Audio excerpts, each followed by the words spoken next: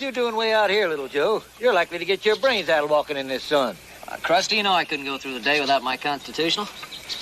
My horse spooked up in the mountains while I was checking fence. Probably halfway back to the Ponderosa by now. Well, I should have known you wouldn't be walking if you could avoid it. Well, come on aboard. Oh, of course, when we get to Virginia City, I'm going to have to charge you for the 15 miles. Anything's better than walking. What's the delay? Get along, driver. Stop the chatter. Driver, proceed immediately. All right, it's all right, folks. Just giving a friend a lift. Well, come on up here. I've been looking for someone to draw with anyway.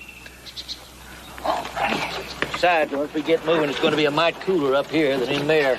I don't know, it's a pretty good draft when that guy opened his mouth.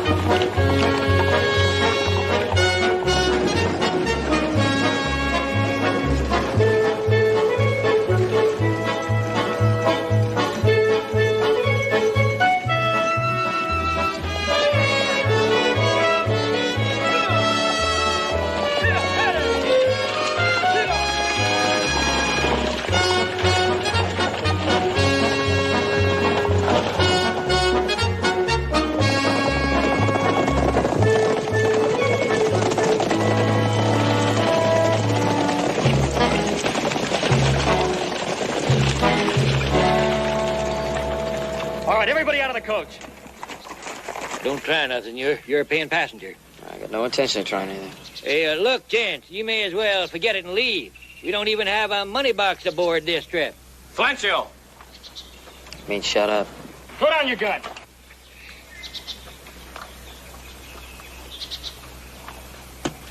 All right, everybody out of the coach.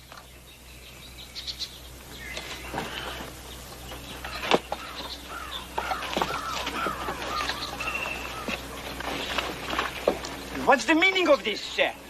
Who are these men? Take it easy, Mr. DuBose. This is what's known out here in the West as a stage holdup. This is outrageous. Driver, I demand you do something. With those guns pointing at me, Mr. DuBose, I've done just about everything I aim to.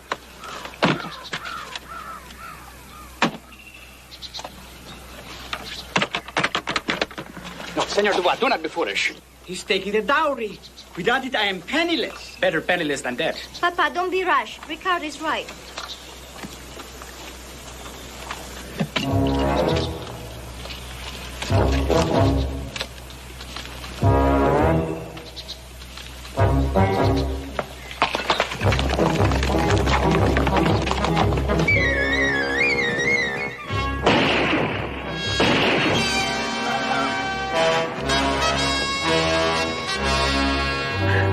Bad. We'll get him to my place, a lot closer to Virginia City.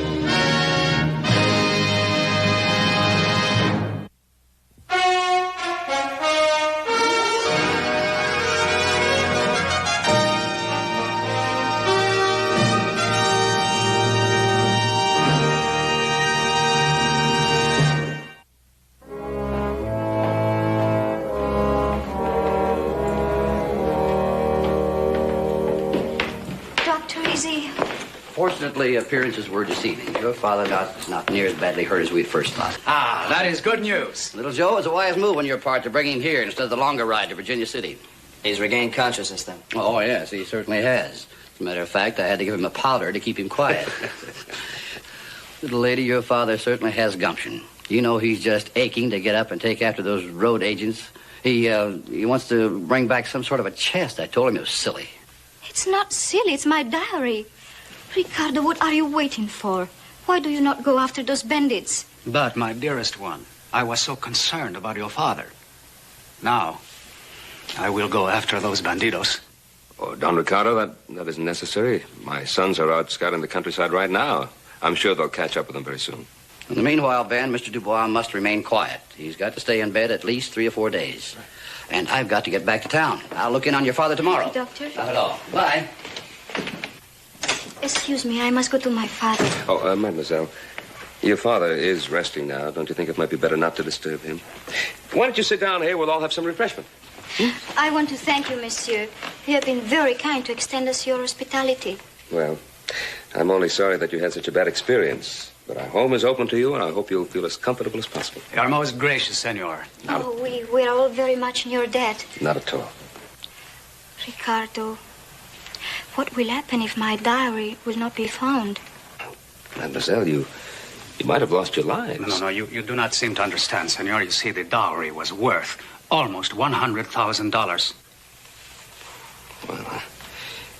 Well, didn't you think it was kind of risky carrying such a fortune all the way from New Orleans?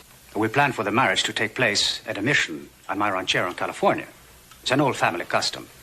As for the wedding, well, senor, the dowry must be there for everyone to see. Oh, I didn't realize that the dowry had to be at the wedding ceremony. It's an ancient custom for both our families. You pardon me for saying so, senor, but under those circumstances, I thought you'd be much more perturbed over the theft of the chest. I do not wear my emotions on my sleeve, Senor Cartwright. I am perturbed, deeply perturbed. Oh, not over the loss of the dowry itself. I'm a wealthy man in my own right. But unless the dowry is recovered or replaced, the custom of my family will forbid me to marry my lovely Michelle. Just loving the girl isn't enough. Love is the least important thing in a marriage between two families such as ours. Oh, I see. You don't love her. Joseph. I did not say that, my friend. Please, Ricardo. Must we drag such intimate matters into the open? Miss Dubois is absolutely correct, Joseph. This is none of our concern. Mademoiselle, perhaps you would like to rest. Your room is upstairs right next to your father's. I'd be happy to show Mr. Bois to her room. Merci, monsieur. Don Ricardo, your room is right over here. Oh, gracias. No, I'm not tired. But I would like to use this time to explore your ranchero. I'm sure that Joseph would be very happy to show you around just as soon as you're ready. Yes, that would be a wise idea. Your son seems most eager to help.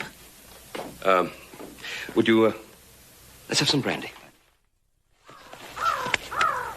Well, senor, I'm ready. You and your father have been most gracious hosts. I'm hoping to learn from your advanced techniques. We better get started. Oh, it's not necessary for you to waste your time, senor. I'm perfectly capable of finding my own way. Well, are you sure you can make it all right by yourself? Positive, amigo. Just point me in the direction to your branding corral. Anything you say, senor. Adios.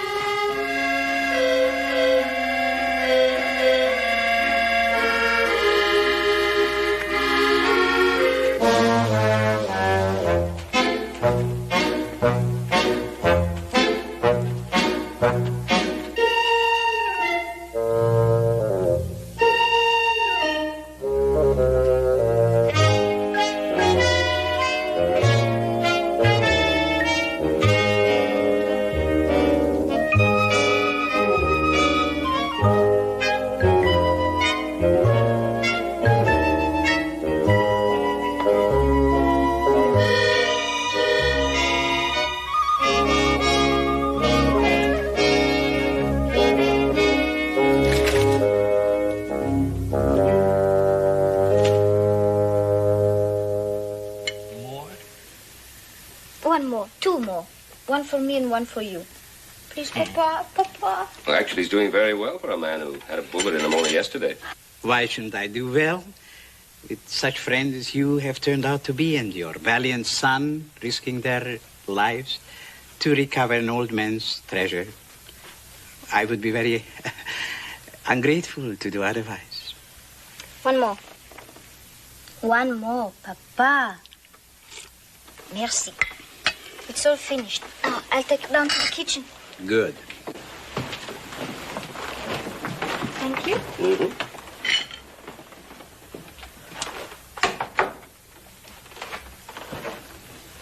You have a very devoted daughter. Oh, yes. Well, it's good to see you looking so much better. Thank you. First time we've had to talk. I don't know how to thank you. Well, the mere presence of a gentleman such as yourself and such a lovely daughter is quite sufficient, thanks. Oh, Michelle is lovely. Yes. She's like her mother was. Huh? She died when Michelle was a baby. Perhaps it is just as well, for she didn't see my once ample fortune wiped out completely. Oh, I'm sorry to hear that. Foolish investments dissipated it completely. Everything except the dowry. I was determined not to touch that. And I was equally determined that Michelle should have a proper marriage. My family is one of the finest one in New Orleans, directly descended from the French royalty. And Senor Fernandez? He is directly descended from the Spanish royalty. And when Fernandez told me about his vast ranchero here in the West, it was obvious that he can provide for my daughter properly. And her dowry pleased him very much, too. Why is a dowry so important to a man of wealth such as Senor Fernandez? How can you describe the sky to a blind man? Our customs are ingrained in us. All I can say that dowry is a very important element in a marriage between families such as Dubois and Fernandez. Oh, I've been making you talk much too much, and I'm terribly sorry. You should be resting now. Oh, no. I hope you rest very comfortably. Thank you. You're very kind. Not at all.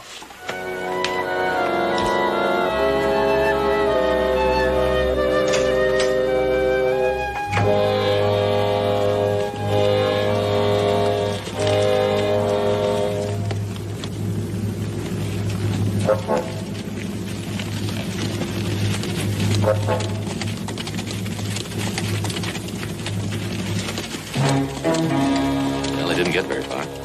Just like we thought. That one with the bad wing held him up. Hardly seems fair. There's only 3 of them. That's right, brother. I tell you what. You take the one with the bad wing, and I'll take the other 2. Well, I was thinking it ought to be the other way around. You're surrounded. Drop your guns.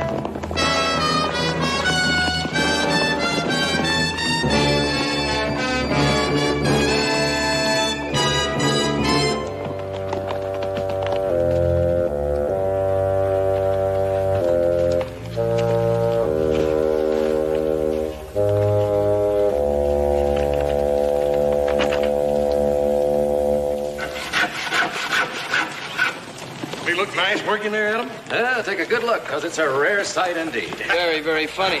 Hey, you got the chest. What happened to the bandits? Adam, boss. What happened? We got the jewels back, Paul, but we missed the thieves. Well, I wouldn't worry about them as long as we got the girl's dowry back. Yeah, but suppose the dowry turned out to be worthless. Now, what does that mean? Well, take a look at that. It's chipped. What? Beautiful workmanship. These jewels look like glass. What? They're imitations.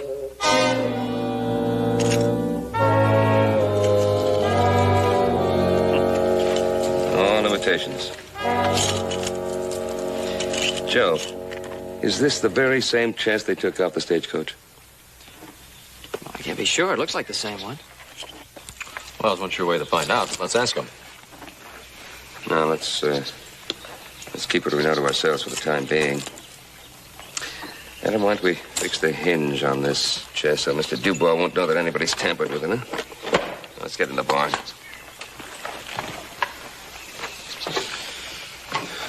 Sort of peculiar, ain't it? Yeah.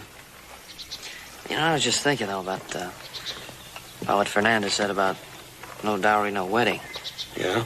I just wonder if he finds out the dowry's a fake, maybe there'll still be no wedding.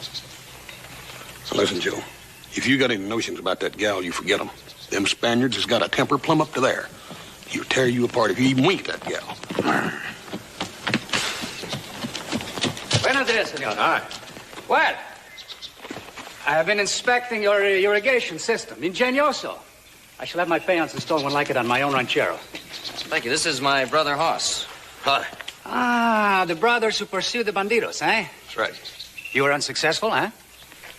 Well, not exactly. We got the chest back. And the bandidos? Well, seemed like they was a little more interested in saving their hides than they was the chest. Well, I shall never be able to thank you enough for your heroic efforts. If it hadn't been for you and your brother, the dowry would have been lost forever. Well, if you'll excuse me now, I must go and tell Michelle the good news. I wonder how he's gonna feel when he finds out those jewels are phonies. I don't know. I know how he's going to feel if he catches you fooling around with that gal. You leave her alone, you hear? Yes, sir. My dear Michelle, have you heard the news? The dowry has been recovered. Oh, Ricardo, marvelous. Now we can get married. Does it not please you? Hmm? Oh, of course, of course. Now our plans can proceed without delay. Ricardo, ever since we have left New Orleans, you scarcely seem to see me. You go for rides by yourself, you take walks alone. Does it not occur to you that I might like to accompany you? I have much on my mind. Still, my dear, there will be lots of times for rides and walks on my own ranchero after we are married. Sometimes I think it would have been much nicer if we had been married in New Orleans. Well, it's as I told you before. The padre, who lives at the mission near my ranchero, is an old friend of the family. Well, he would be heartbroken if anybody but he officiated at my wedding. Now, you really must excuse me, my dear. I must not keep your father waiting. Does it not matter if I am kept waiting? Petulance does not become you, my flower. Soon you are going to be the donna of my ranchero, and you must learn to be gracious at all times. Now, I must go to tell your father about the recovery of the dowry.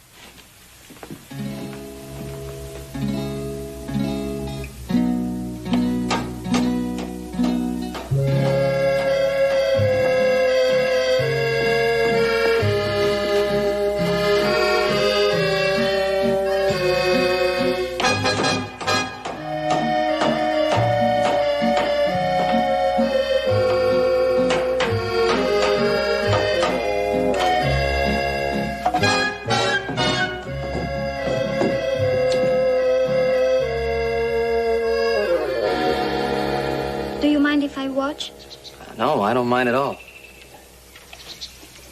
I don't want to be a bother to you. Oh, how can you bother me? Are you sure I don't bother you? Well, you know, I'm not exactly sure. You want to hand me another spike? What's a spike? Beats the heck out of me, huh?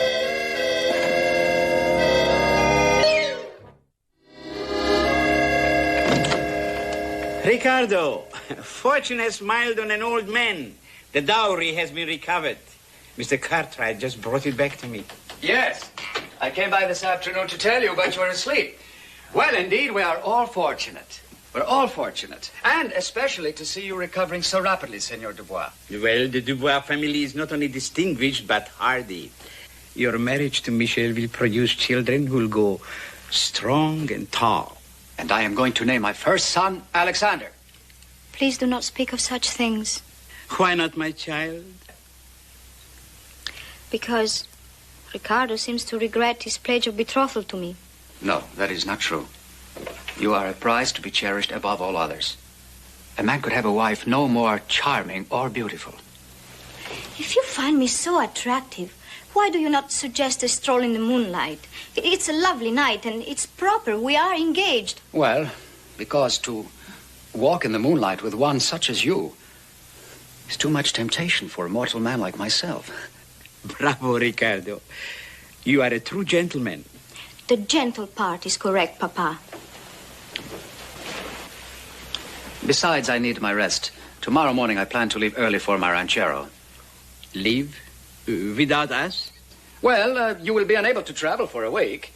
Besides, I grow greatly worried about this absence from my ranchero. I fear that the peons are growing lazy, neglectful. You and Michel can follow later, and I will have things ready for your arrival. Oh, you are talking logically, of course. We will talk about this further in the morning before you leave. Right now, I am in need of rest. Of course, Senor Dubois. Until tomorrow. My dreams will be only of you.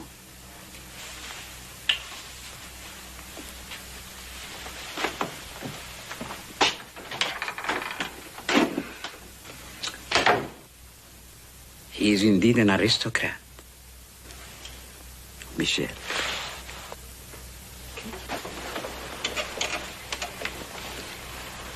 I am afraid you offended him. I meant to. He's so cold, so aloof. Perhaps your young and romantic heart expects too much. Perhaps you're right, Papa. And what's more important, he can offer you what I was unable to give you in recent years. Wealth, security, servants to do your bidding. And security for you too, Papa. This is one thing I really like Ricardo for. He insisted that you come and live with us. It means nothing. You do to me, Papa.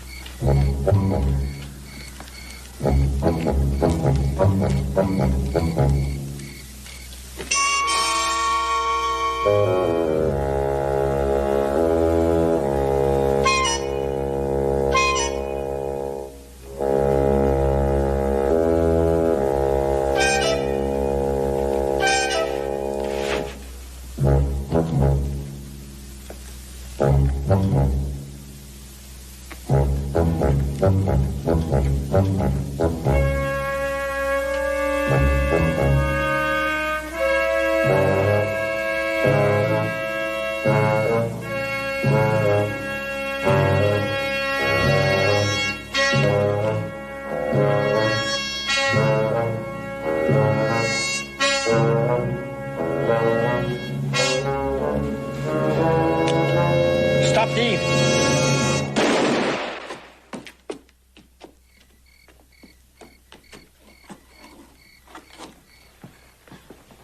Where'd that shot come from? I don't know. Papa, from his room. Hey, we'll check outside.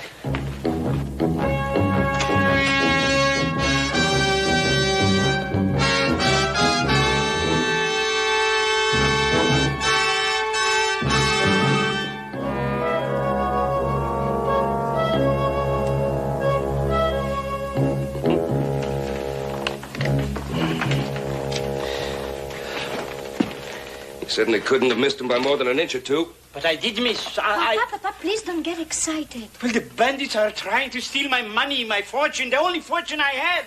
And I'm not to be excited. Now, Monsieur Dubois, Michel is right. You must not get excited. The important thing is that your chest is safe. Dadgummit, I reckon they got away. We didn't have much chance of catching them in the dark anyway.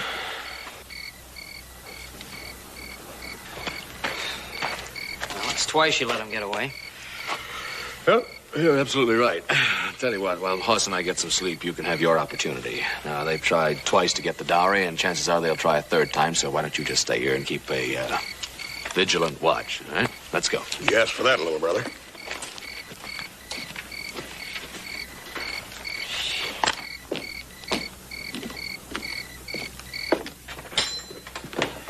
Leave him out there till he gets moon blind.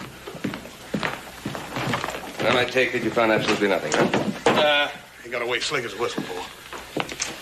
Pretty odd. Well, they were a brave bunch, sneaking in the house the way they did. I bet they'd be fist-fighting mad if they discovered there wasn't nothing in that chest but a bunch of phony imitations. No, you don't get my point. They could have been given information about the chest being on the stagecoach. Yeah, but how did they know the chest was under Dubois' bed? Yeah. You know, someone had to tell them where the dowry chest was kept. Paul, don't look at me. What about Dubois himself? Oh, I don't think so now. Now, whether Dubois knows that the chest is worthless or not, what would he gain by arranging to have it stolen? Well, it leaves Ricardo. Yeah, but why would he want to steal it? He's going to get the dowry anyhow as soon as he marries Michelle. Hmm. Well, right now, there are only two things for sure. We know the chest is worthless. The bandits think it contains a fortune. Well, what do you think we ought to do? Nothing. Not right now. You two boys go to bed. Ain't you going to go to bed? It's kind of late, Paul. No, I'm not going to bed yet.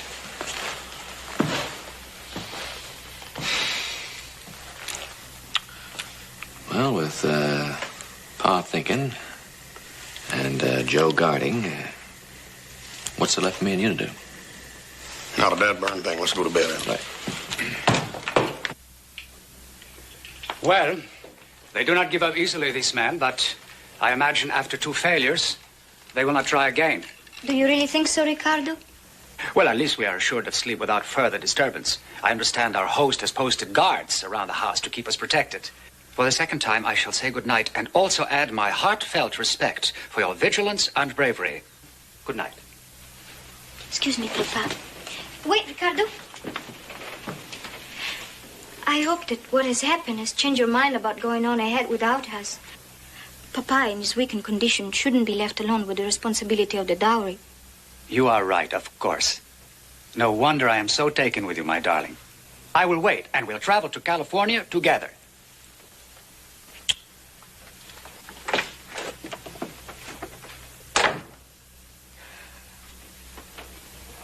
Papa, what's wrong with Ricardo? Why? Do you think he no longer loves me? Of course he loves you, ma petite. But just now he refused to kiss me. It's something the matter with me? There's nothing the matter with you, ma petite. Papa, you should go to sleep now. It's bad for you to stay up late. Come in. Oh, Mr. Cartwright. Come in. Well, how are we feeling? Mr. Cartwright, will you please see that he goes to sleep? Miss Dubois, I shall be most pleased to see that he goes to sleep. Thank you. Good night, Papa. Good night, Good night. Charlie. Good night. I just dropped by to make sure that everything was all right. Of course I'm all right.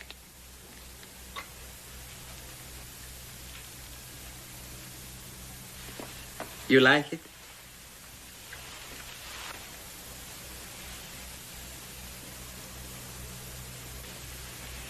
Beautiful, beautiful craftsmanship. Thank you. I've made it myself. You made this yourself? Oui, monsieur. The creation of fine handpieces is my hobby. It was for many years. I gave quite a few to my friends. Really?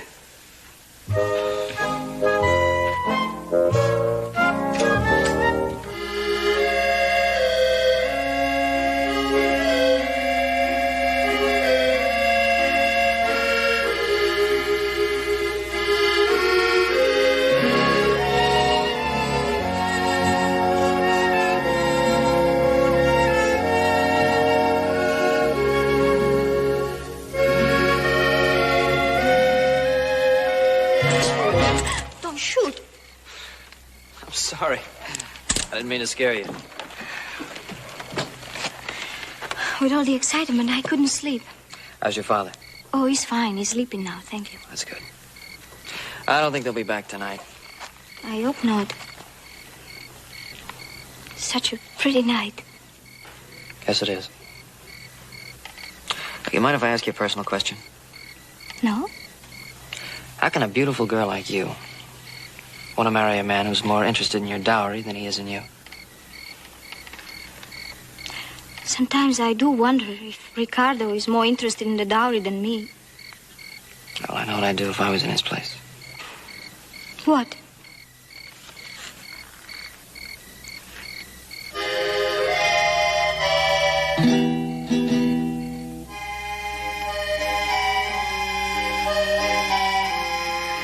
Why did you do it?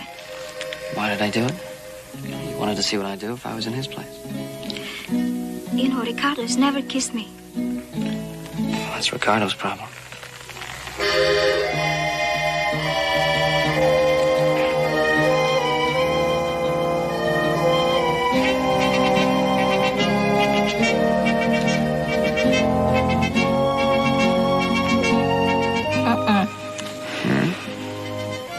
Ricardo is there. Yeah, Ricardo is where? Right behind you. Right behind me?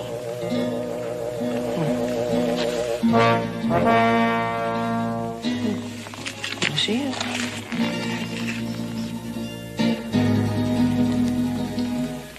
Buenas noches, Michelle, Senor Cartwright. Ricardo, please forgive me. Forgive you for what? It's moonlight, and you are very beautiful. And Senor Cartwright is a mortal man.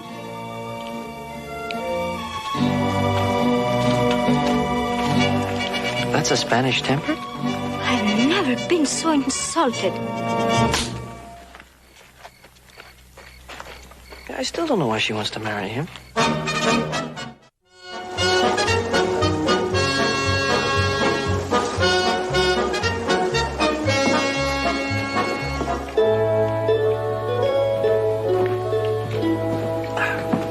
Cosmo? Draw me one, huh? Well, howdy, man. Krusty, how are you? Good to see you. Oh, fine. I always stop by here when I'm swinging back on my return trip. Just drink one of these and get the dust out of my gullet. Say, I want to thank you for taking care of little Joe the way you did. Oh, anytime. Oh, Ben, I was wondering about that old fella. You know, the one that got shot in the stagecoach holdup, that Mr. Oh, you mean Monsieur Dubois? Yeah, how is he? Oh, just fine. Come along real good. Oh, peculiar thing about that holdup. Uh-huh. You know the other fella, the Spanish dude, the one that's going to marry this Mr. Dubois' daughter? Oh, you mean Don Ricardo Fernandez? Oh, he's really something. Now, what does that mean? Well, he was always talking about this big spread he has at Traverse Wells in California. Yeah? Well, I was kind of curious about it, so I detoured the stage a couple of miles just to take a look at it. Yeah? Found out a funny thing. Well, what did you find out? Well, you know that spread he says he owns? You mean he doesn't own it? Oh, no, he owns it all right. But the funny thing is, though, that... Well, what's so funny about it? Now, look, would you mind piping down and let me finish my story? Well, I wish you would finish it. Well, I will as soon as I wipe some more of this alkali out of my throat.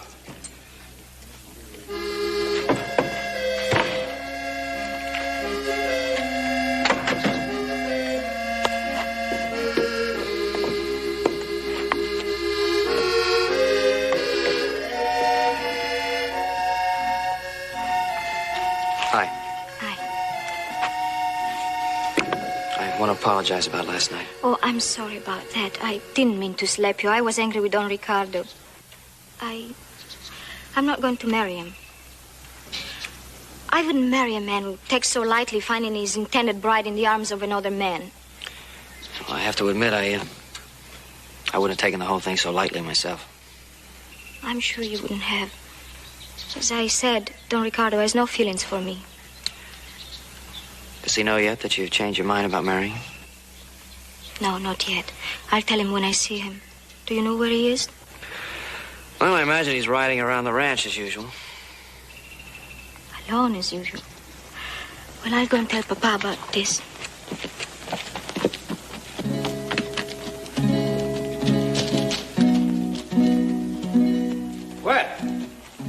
I shall never tire of riding around your magnificent Ponderosa. I have learned much.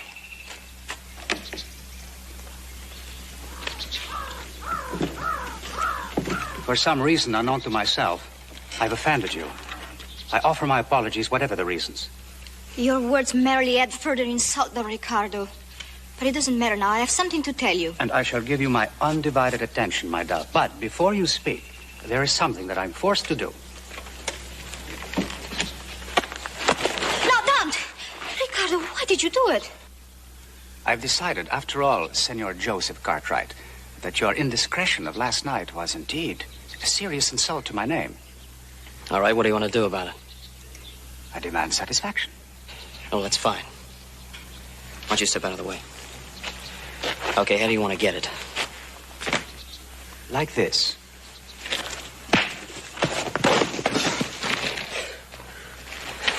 Like that, huh?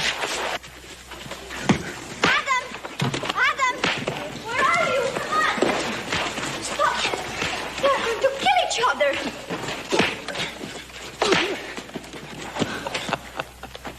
What are you laughing about? He's going to get hurt.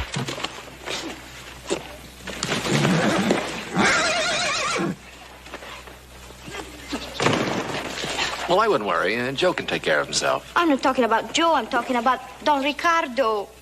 Get that nice suit all dirty. Well, that is life.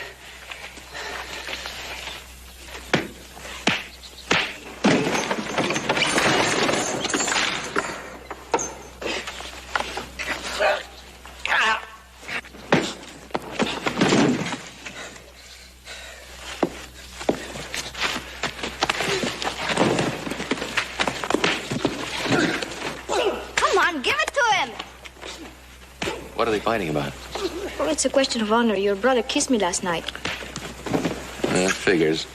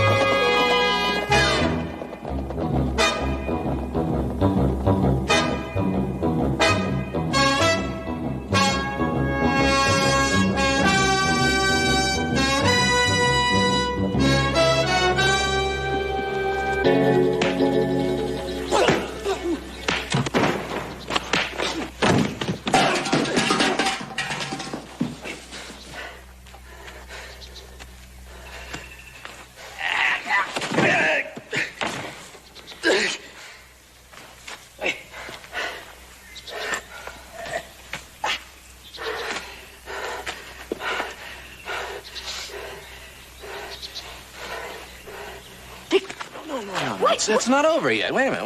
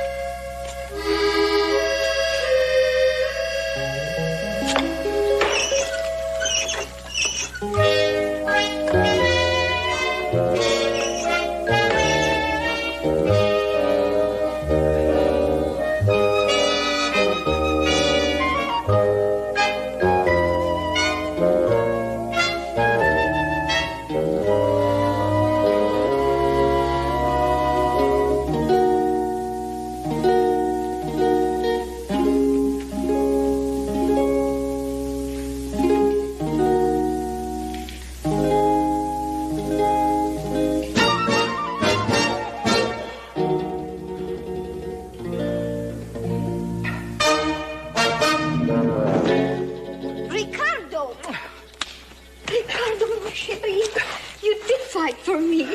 And you won. You're a worthy opponent, Senor Joseph. You took your beating gracefully. Oh, yeah, I thought I did. Without the gloves, you'd have never taken him.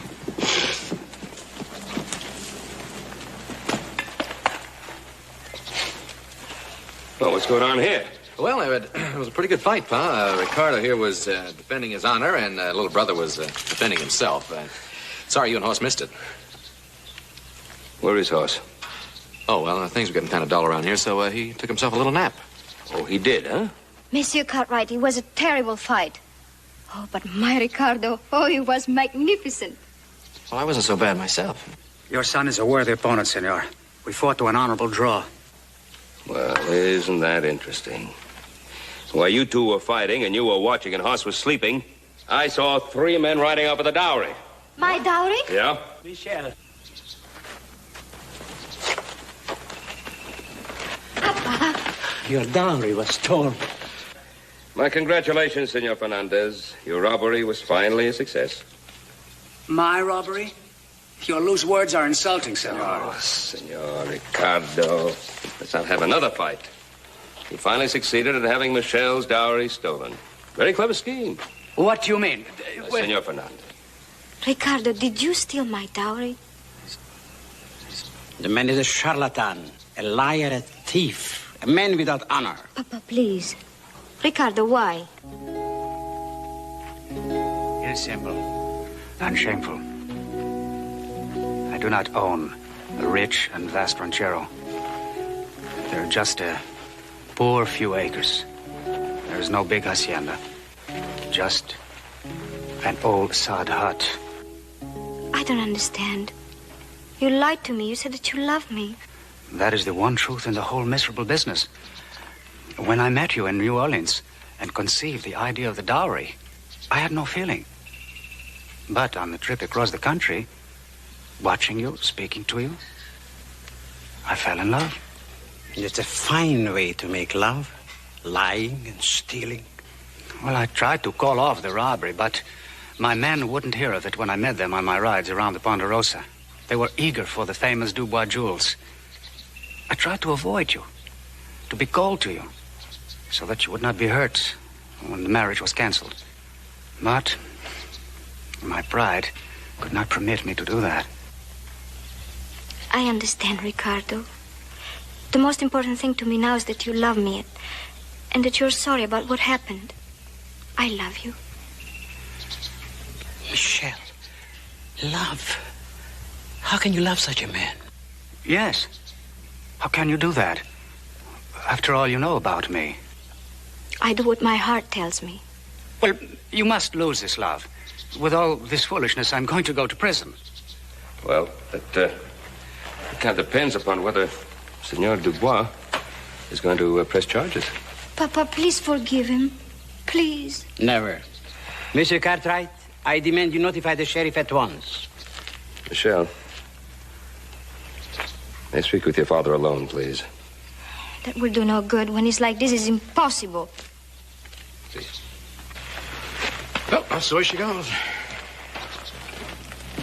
Monsieur Dubois, you just heard your daughter say that she loved Don Ricardo. Love, love, love, that's all I hear. He was after her dowry. Well, he confessed as much. You know, I have a bit of a confession to make myself. I looked into your dowry chest. I saw all those magnificent jewels. They're just beautiful. One thing that bothered me, though, I thought that the settings were not quite as fine as they might have been. You mean the settings?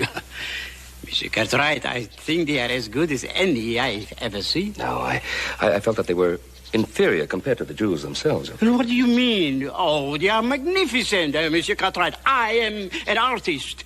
Yes, you are.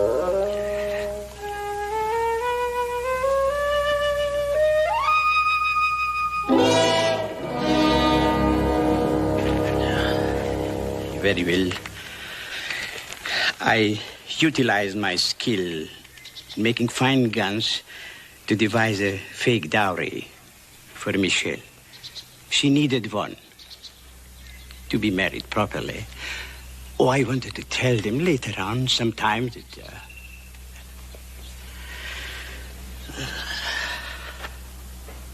I'm a foolish old man who couldn't even be successfully dishonest.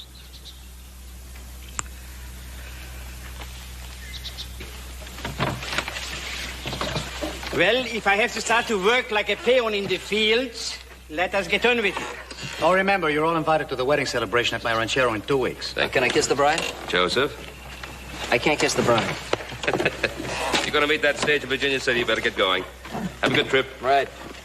Thank you. Goodbye.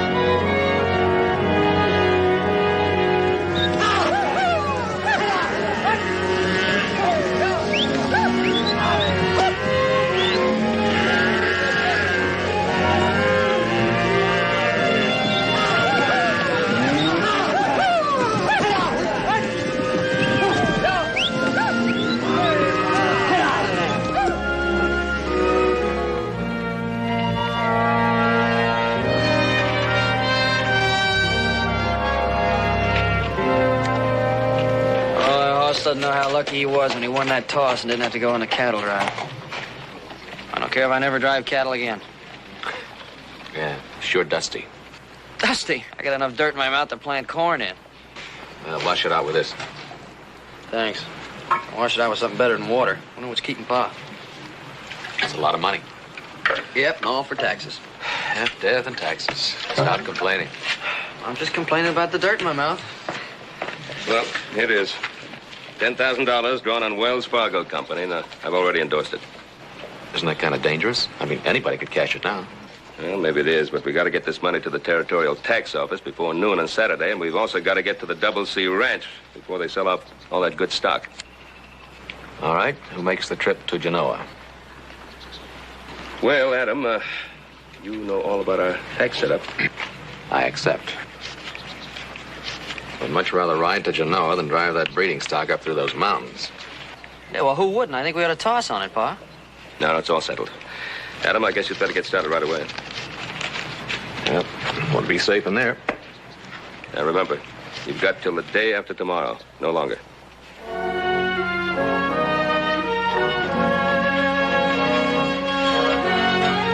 I'll see you in about 4 days.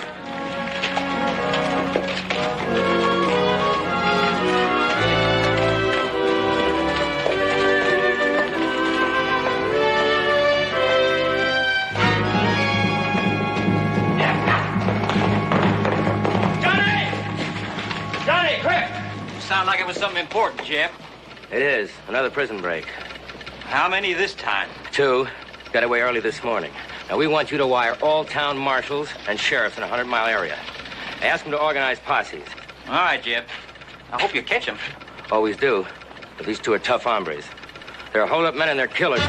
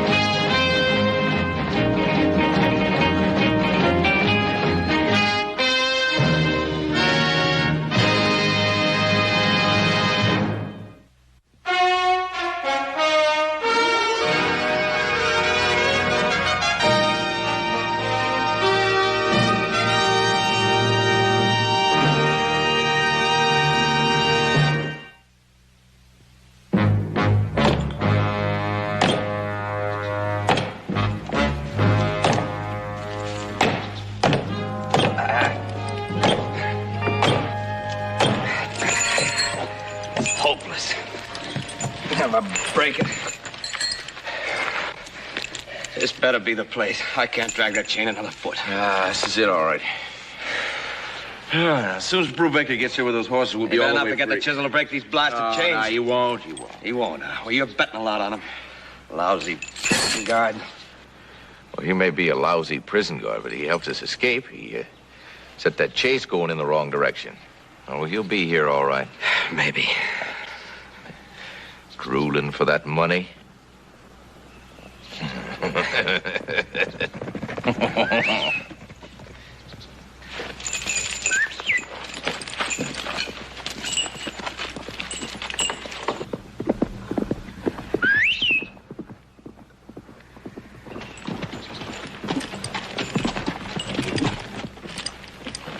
Well, see you boys made it all right. Yeah, we made it. Where's the horses? Yeah, where's the chisel to break these chains? I risked enough letting you escape and setting a false trail. Any more than that, make the odds too high. Too high for who, Brubaker?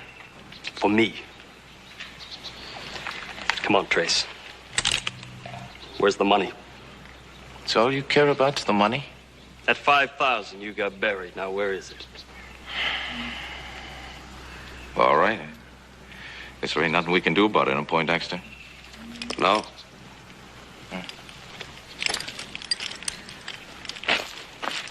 You want it or not?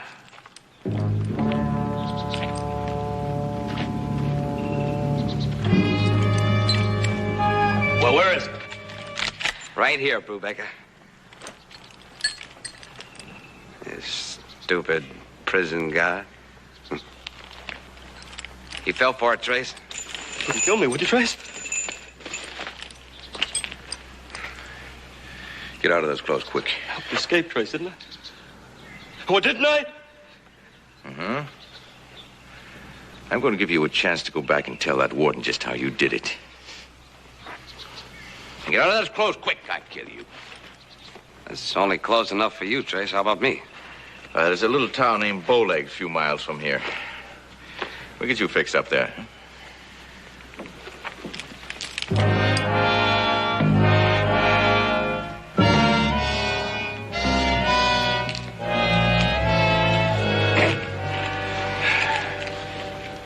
Oh, come on, Sheriff. Come on. What's the holdup anyway? Let's get this whole thing over with.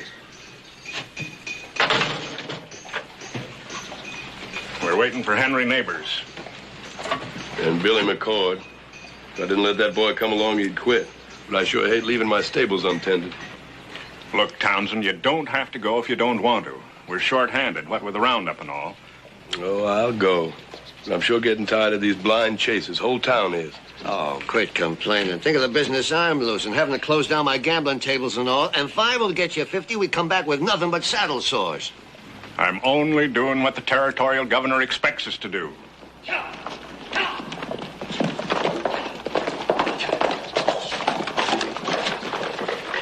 Let's go get him, Sheriff. Sure would like to have me a couple of convict scalps. Put that thing away before I take it away from you. Dang kids. Settle down now. We're waiting for Henry Neighbors. Kid, you finished cleaning out all them stalls? Yeah. You throw hay in them? Yes, I threw hay in them. Hey, Sheriff, ain't that going to get me a badge? Yeah, you'll get a badge against my better judgment.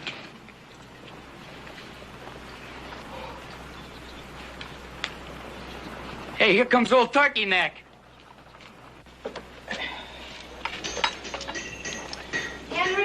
Henry, you got your slicker? It might rain. Remember, you caught a bad cold last time you went out with the boys. I have it, Martha. Your handkerchief?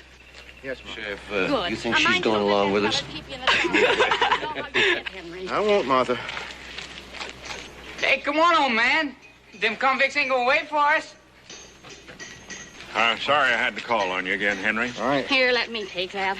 You'll stick yourself and bleed all over your clean shirt. Thank you, Martha. I'll be with you in just a minute, Sheriff. Well, if we're going, let's get moving. Oh, there's gloves in the saddle roll, Henry. All right. Goodbye, Martha. Goodbye, Henry. And Henry, I ain't worried about you running into them criminals, but don't fall off the horse. I won't, Martha. Goodbye. Goodbye, Henry. Here, I'll hold and you get on. All right, thank you.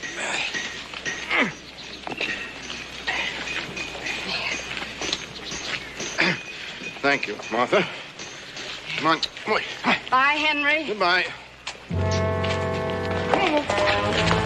Come on!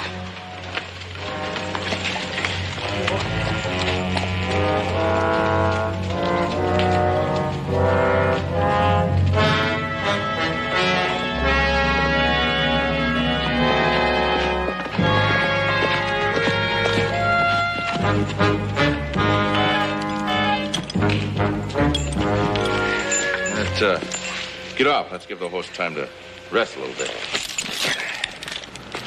Listen, Trace, these chains, we gotta be smart and keep moving. Posses will be combing the whole territory for us. For us? Well, yeah. Well, you wouldn't, Trace. I mean, after us busting out together and everything. Here's where we part company. Now, you'd slow me down. Horse can't make any time riding double. Oh, you can't. You move off over there about 20 feet. Move.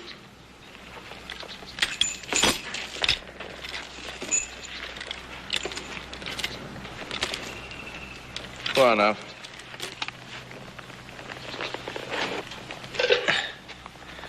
Now, here I'm gonna leave you this rifle.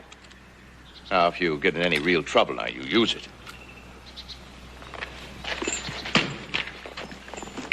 Good luck, Poindexter. Trace! Please!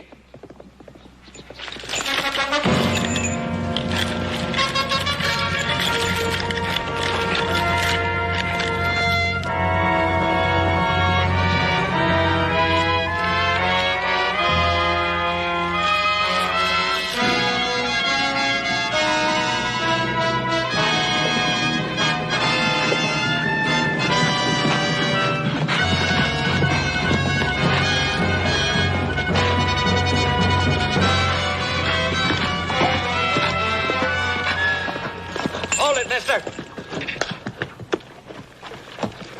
Now get down off that horse. You heard me. Get down. Just unbuckle that gun belt. Throw it all out in front of you.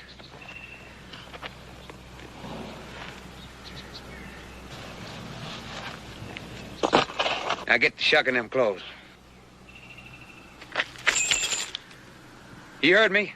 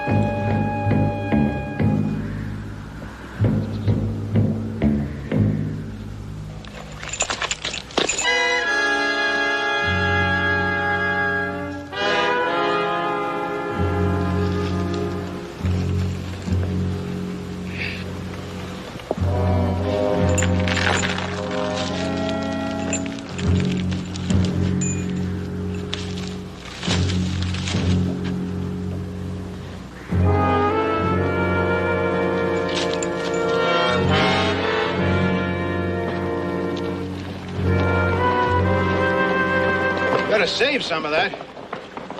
You sound just like your wife. Well, we got no chance of finding anybody in all this country.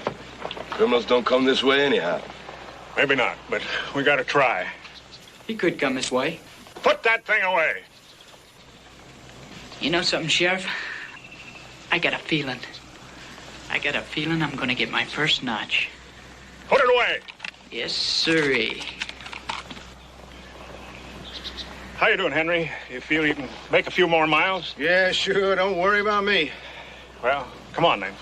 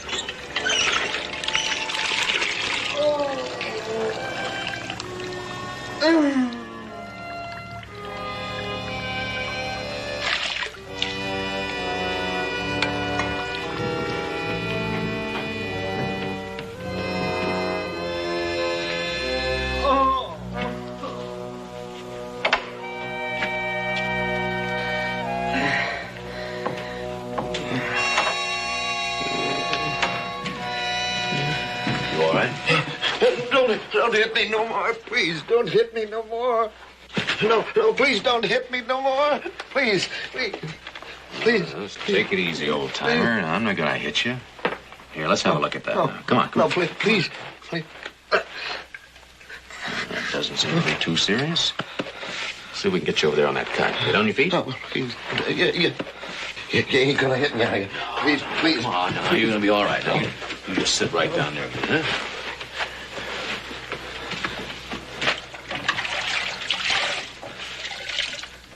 There you go.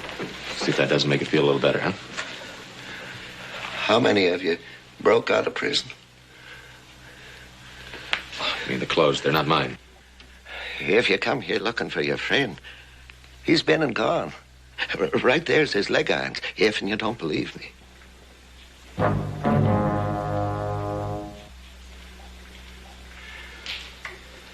How long has he been gone? Well, I told you, he just left. Listen, my name is Cartwright, Adam Cartwright. You see, this fellow drew From down on me. He took my... Ponderosa way. Why, sure, I know your pa well. But what you doing in them there duds? Well, like I was saying, this fellow that hit you drew down on me, and he took my horse and my clothes, and... Well, I want to catch him, but quick. Now, I could use one of your horses and maybe some clothes and a gun if you got one. How come you want to go after a dangerous hombre like that? Well, it just so happened that there was a bank draft in my saddle pocket, about $10,000 worth, and I mean to get it back. Well, I'm sorry. I ain't got no clothes for you. But the horse and gun you can have. That is, if that other fella didn't take it, no. No, here it is. He didn't find it. It's here, all right. Here. Listen, do you think maybe you could get to the nearest town and maybe alert the sheriff there? That'd be Bowlegs, and don't you worry none. I can make it. A crack on the head don't hurt an old desert rat like me. Good. Come on now, we better saddle you up a horse and quick, huh?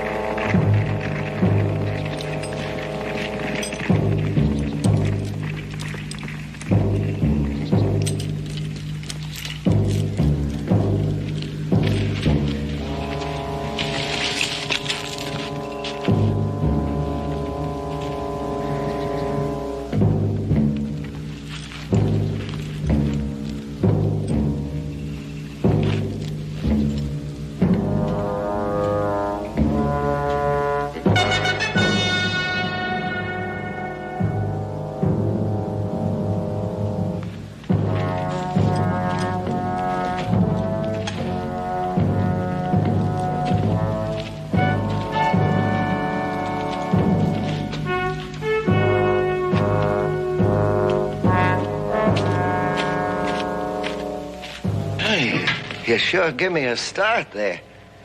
Why, you're one of them guards from the prison. The convict got away in one of your horses, huh? Well, don't worry, old man. I'll get it back for you. That wasn't the way it was at all. I'd give it to him. Give him your horse? Yeah, because a convict made him change clothes and stole his horse. And that real convict, he came here and made me take off his chains, and he hit me on the head right here. Oh, who's this other fella? Adam Cartwright.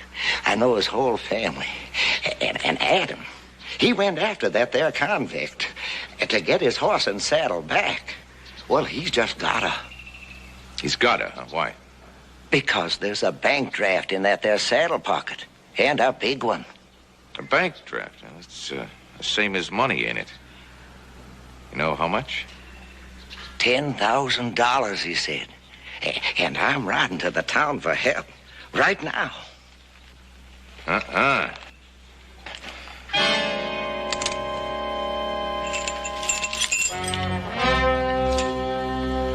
Get in the house, old man. Come on.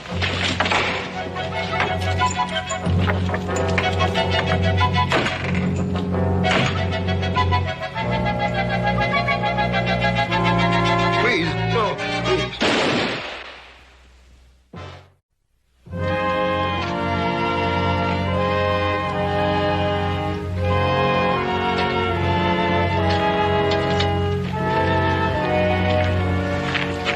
Another 2 hours and we'll fry in our own grease. You slob. What's the matter with you? Yeah, it'll be hot, all right. That's why the convicts had never come this way. What's the matter? You don't like my coffee?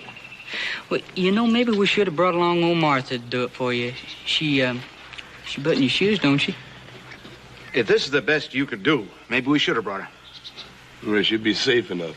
We're always getting up posses, but we don't never catch nobody. Well, I got me a feeling this time. You got a feeling. Well, I got a feeling. We don't get nothing for catching them, and it's 20 to 1. Another posse's already caught him down by the border. We gotta look. Why? Every day I'm away from my business, it costs me. Business? You call that tin-horn gambling joint a business? Now, you shut up, stable boy. Get back to your shovel.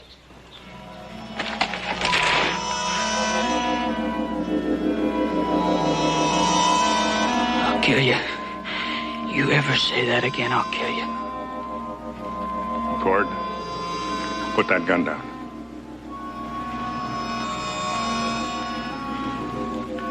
I said put it down. You saw that, Sheriff. You saw that. Don't ever ask me to go riding posse with you again. Shut up, all of you. Stop all this jaw wagging. We got enough to do without quarreling amongst ourselves. And you, McCord, you pull that gun again without reason, and I'll take it away from you. Somebody put out that fire. Let's get back in the saddle.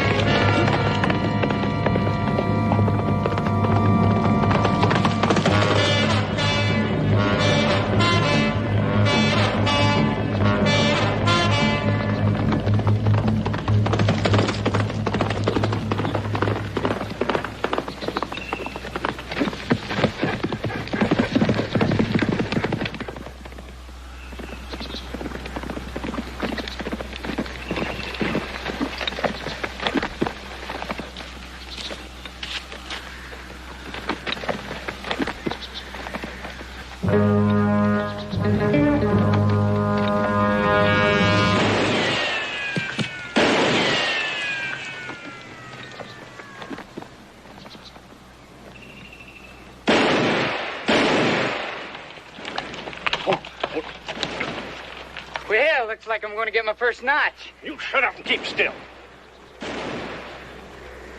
Come from over there. Got time for a drink of water, Sheriff? My mouth's kind of dry. So's mine. Come on. Come on, boy. Let's go.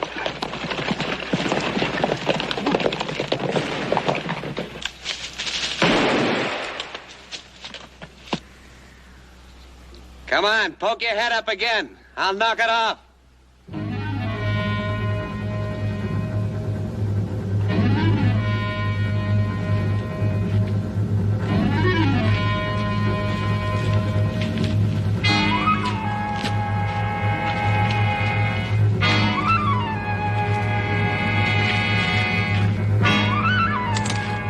All right, drop it!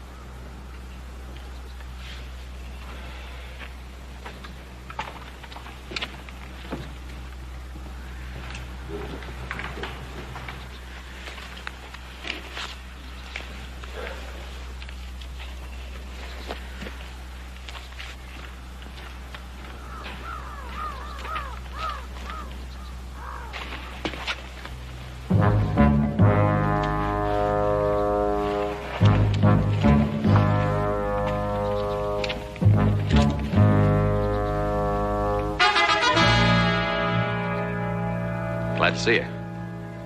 Well, there's your prisoner. He waylaid me back down the road there and made me change clothes with him. Take off your gun belt. You don't understand. The man escaped from your prison, and he stopped me back there. Take off your gun belt. Turn around.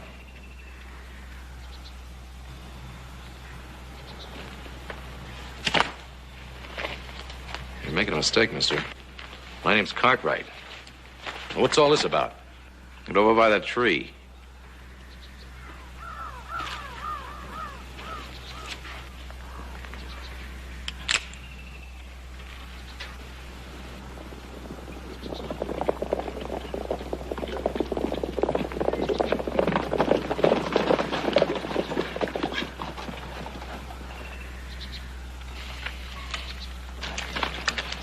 Listen, McCord, you stay put.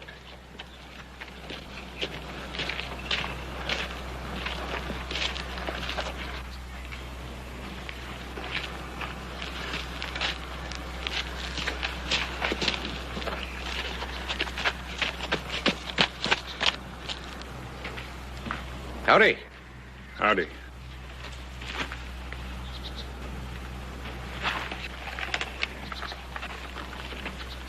Where you from, Sheriff? I'm Hill from Bowlegs, looking for convicts. I guess we got one. We got two. I'm Brubaker, Territorial Prison. Which one's he? It's Elmer Trace. Sheriff, that is not right. My name is Adam Cartwright. Shut up. I'll keep him shut. Now, you listen to me, Sheriff. I am no convict. Shut your mouth. I want to get this thing straightened out. I'm not Elmer Trace. I said shut up. Go ahead. Go ahead, hit me. I sure would like to kill you. McCord, take it easy. Why, he's a lousy convict. He just killed a man a few minutes ago. What do you expect me to do, hold his hand? Take it easy, I said. We'll hear your story a little later.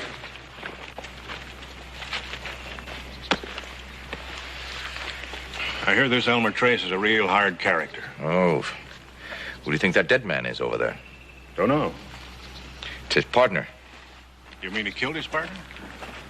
Yeah, they probably waylaid some poor devil and then got into a quarrel about who's going to wear his clothes and ride his horse. Well, Sheriff, shouldn't we search the prisoner or something? Yeah, I was going to do that. Take those, will you? Yeah. It's terrible. Terrible. Killing and robbing.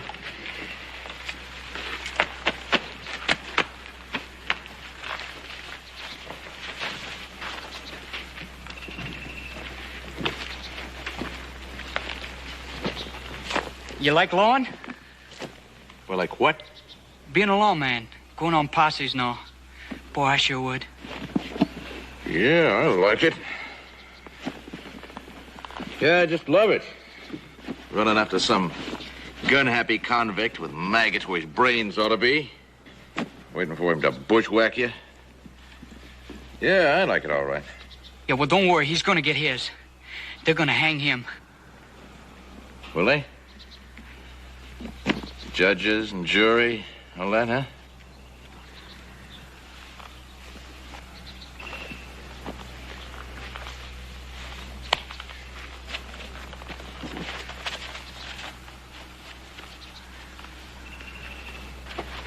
Search him good, Sheriff. I know these prisoners. They got knives and all kinds of things hidden on them. Well, there ain't nothing on this one. I want to ask you some questions. We already know all the answers. Where'd you get that gun? From an old prospector a little ways back. What was his name? I don't know. You borrow a gun from a man, you don't know his name? Well, I'd have to tell you the whole story, or you won't believe any of it. We ain't gonna believe none of it anyhow. I'm still waiting to hear where you got that gun.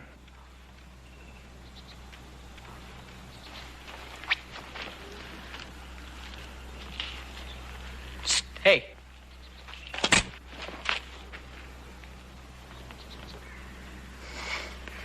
But there ain't nobody around here faster than that. Yeah. Yeah, you're pretty fast with that thing, kid. Well, I practice all the time. What do you do when you're not practicing? I work for Mr. Townsend in his livery stable. Oh, what a shame. A man of your ability? What I really want to be is a deputy. Full-time deputy.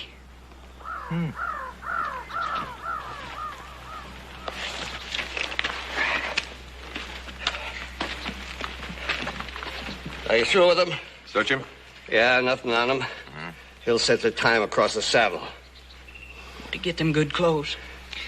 Well, he obviously killed somebody for him. Them rotten murders. What do you suppose they'll do with him? Oh, he'll get 5 years, maybe less. 5 years, maybe less for murder? All he needs is a good lawyer. There ought to be something we can do about it.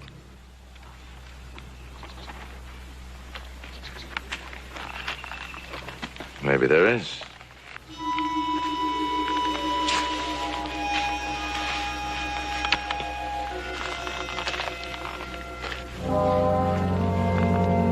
We'll be right with you. Yeah.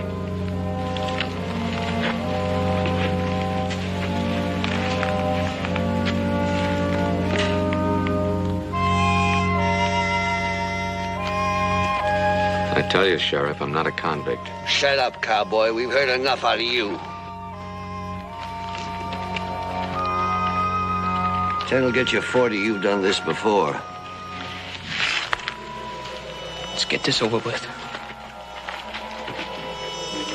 Oh, no, McCord, you ain't gonna do that. I ain't asking, Sheriff. I said we're gonna hang him. I don't want another chirp out of you, boy. They never take him in alive. You know how they take him in? Tied across the saddle. That's right. Let's go.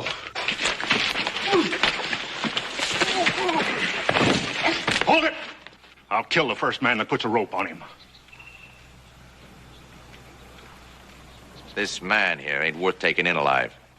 What kind of a law officer are you, anyway? He's lawman enough to know that no jury's gonna hang him. They're gonna turn him loose. That's for a jury to decide, not us. Man has a right to prove his innocence. Now, if you take me back to Genoa, you'll find that people back there know me. I'd say we string him up. I've had enough out of you. Shut up! Give me that rope, kid.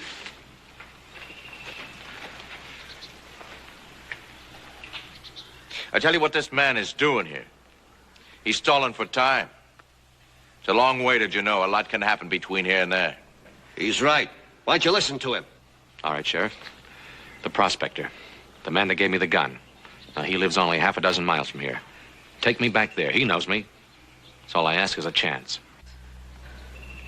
You men want him on your conscience? Well, I don't. All right, mister, that's what you get, a chance. Get him on the horse and let's go.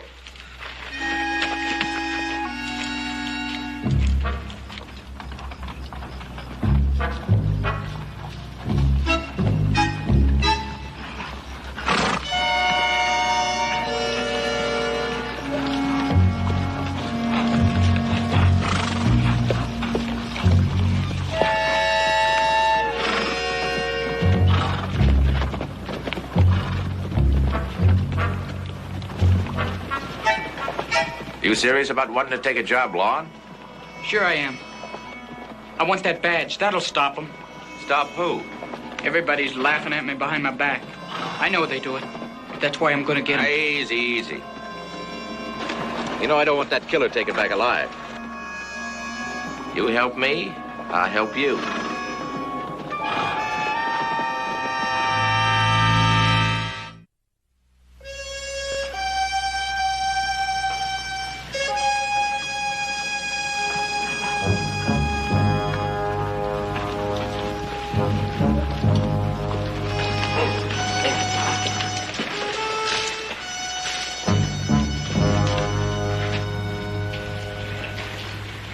Hey, inside!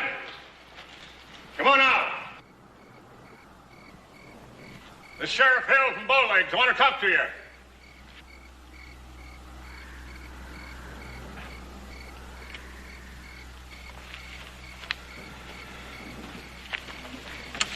Keep an eye on him.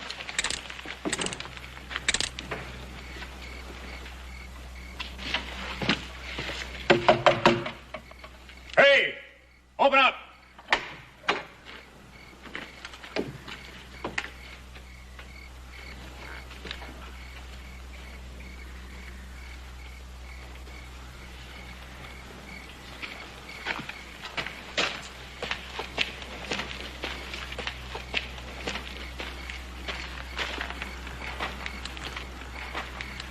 The old fella's dead.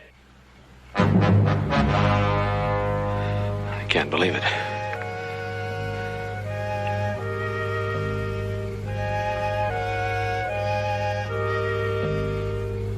Go have a look.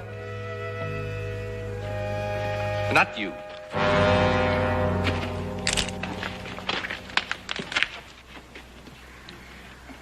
Cartwright.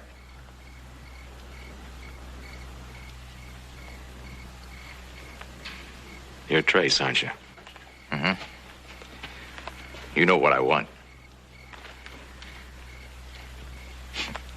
They won't believe you. They want to hang you. Oh, the sheriff ain't going to be able to stop them. Will you hand me that little bank draft? I'll stop them.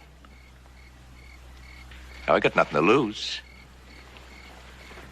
That's good enough for me. I say we hang him right now. Well, it's what I've been telling you all along. Guess we should have listened to the kid. It's still not too late. You still holding out? I'm against it. I'm against it, and so is Hill. Hill, come on out here.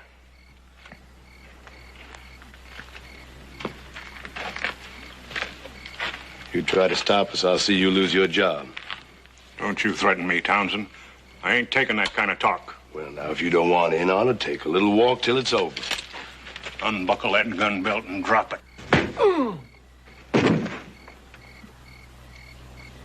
He was asking for it. Now there ain't nothing stopping us. It's your last chance. Huh? Okay.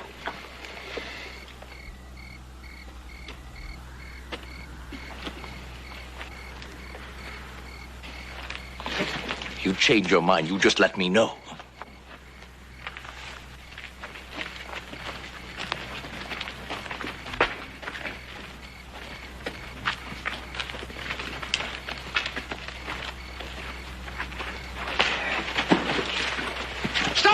Stop or I'll shoot! There ain't gonna be no hanging. It ain't right. Now, you take your hands away from that gun. Doesn't mean I won't shoot you, too. I don't know how to handle this, but the sheriff will know when he comes to. Now, you go on, get back to the shack and take him inside. Go on, hurry. Go on, hurry. I swear, you come any closer and I'll shoot. Easy, easy. Watch his eyes. You stay where you are, do you hear? I'm not fooling. You stay there or I'll shoot. Relax it now. Go on, hurry.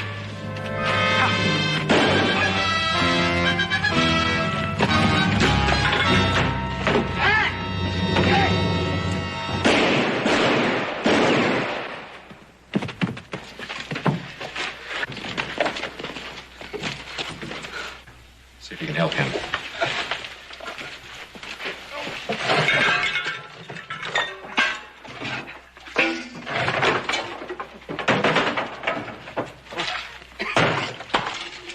Thank you for what you've done, neighbors. You sure surprised me. Just keep that handkerchief pressed against the wound and the bleeding will stop. Right. I'll get you to a doctor as soon as we get out of this mess.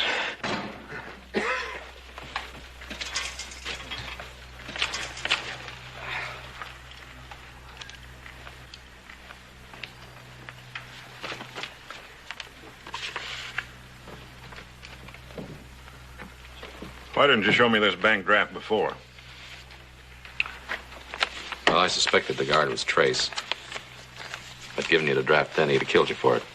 How did Trace know that you had it? Well, I guess the prospector told him before he killed him. How you doing, Mr. Neighbors? Weak. Well, you lost a lot of blood. It's beginning to hurt, too. Think you're strong enough to guard that window? I think so. You giving me can hold this door? Maybe. Skidmore? That back window.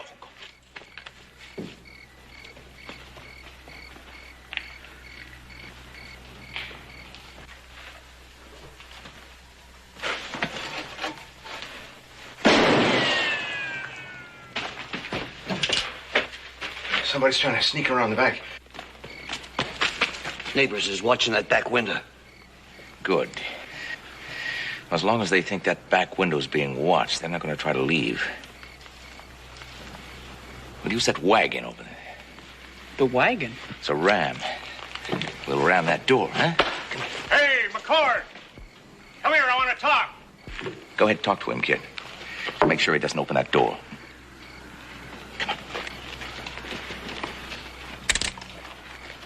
What do you want, Hill? You're making a mistake, McCord. I know what I'm doing. This fella here is Adam Cartwright. It's not gonna work. I can prove it. Lift up the tongue. That fella you think's a prison guard is Elmer Trace. I think you're lying. I think you got a gun pointed at that stupid sheriff of ours. That's right, kid. Keep talking to him. Hey, Hill? Hey, Hill, you tell Neighbors. You tell him I could have shot him between the eyes if I'd have wanted.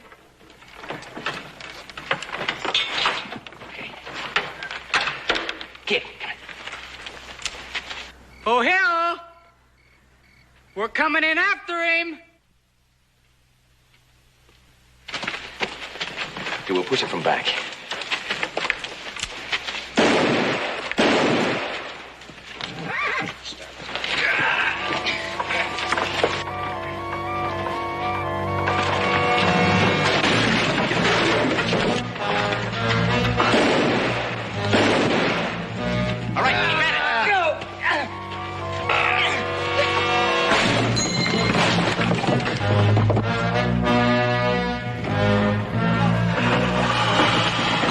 Knocking that door down ain't going to do you no good, McCord. I'll shoot the first man that comes through. Come on.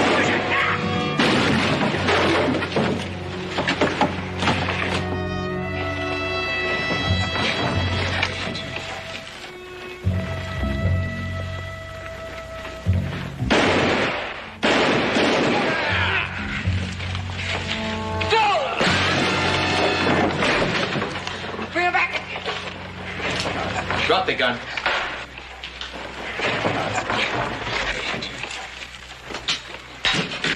All right, McCord, come on in here.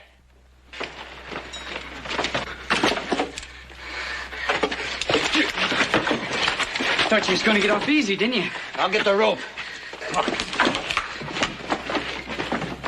You too, Sheriff.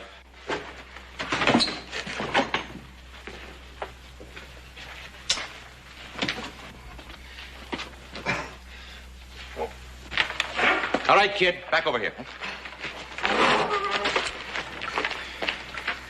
Townsend, Skidmore, drop your guns. Come on!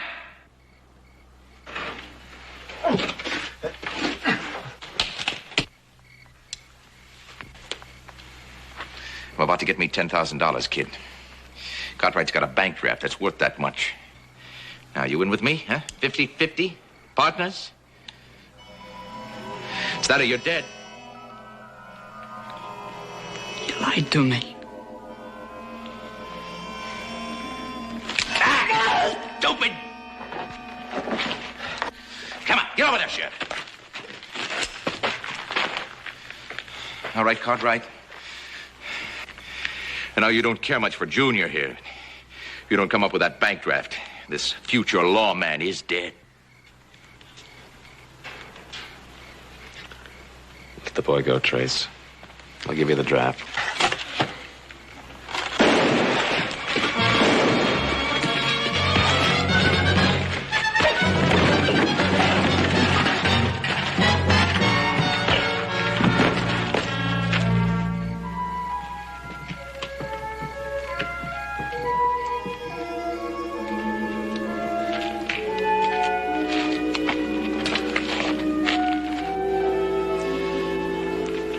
I thought he was a lawman.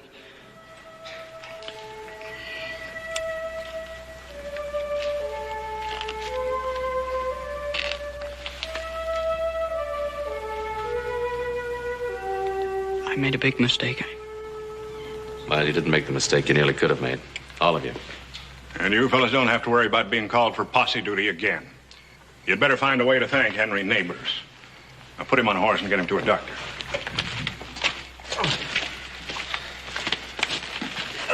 Yeah, let me get him.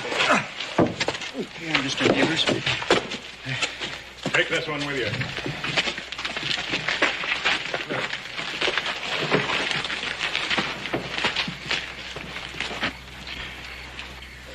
I've known these men for years. Strange which one turned out to be the real man. Yeah? I hope I see you again. Be a pleasure, Sheriff.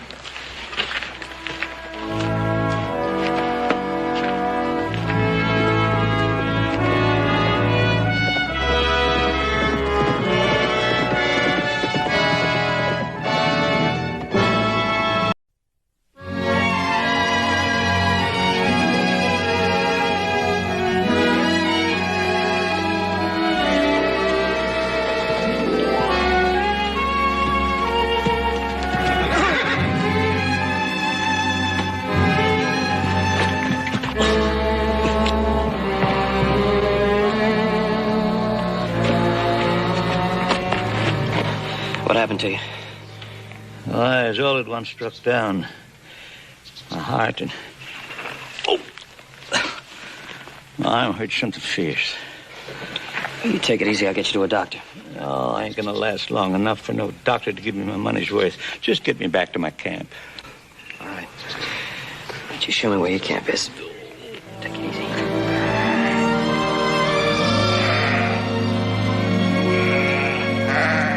Paul, hurry up with them splints.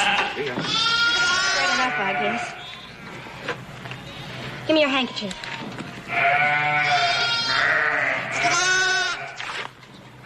Come on, you ain't helpless. Well, what are you going to do with it?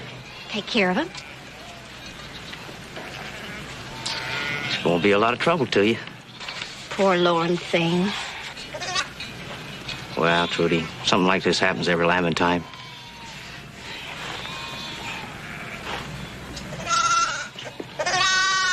Go on, Jim. Go.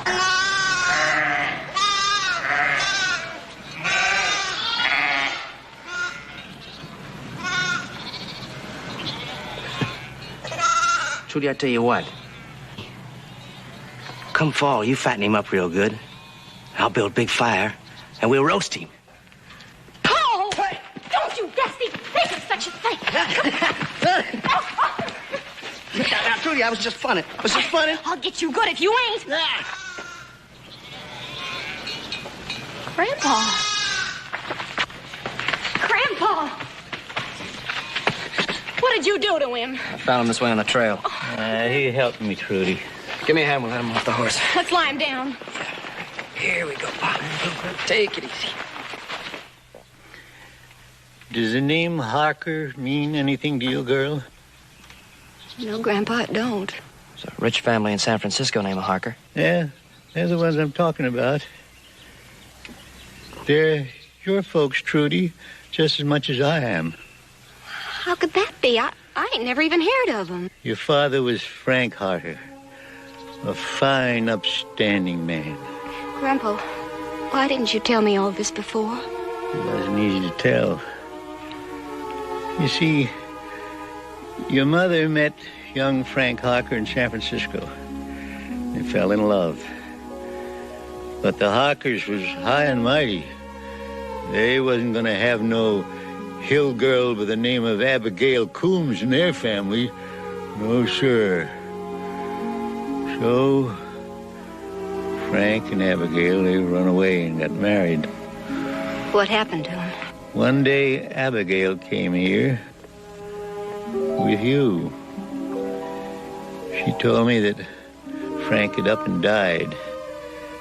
And she come to me because she had no place else to turn. She made me make a promise before she died.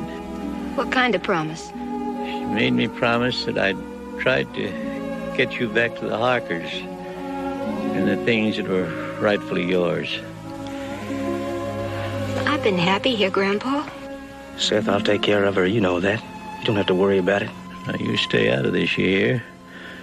I didn't raise her to marry no sheep herder. I want you to go to your rightful people, Trudy. Make them take you back. I don't want to leave here, Grandpa. I'm asking you for your promise, Trudy. Now, will you do as I ask? I'll try, Grandpa.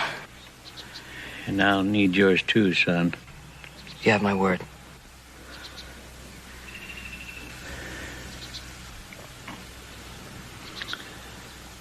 Now I can rest easy.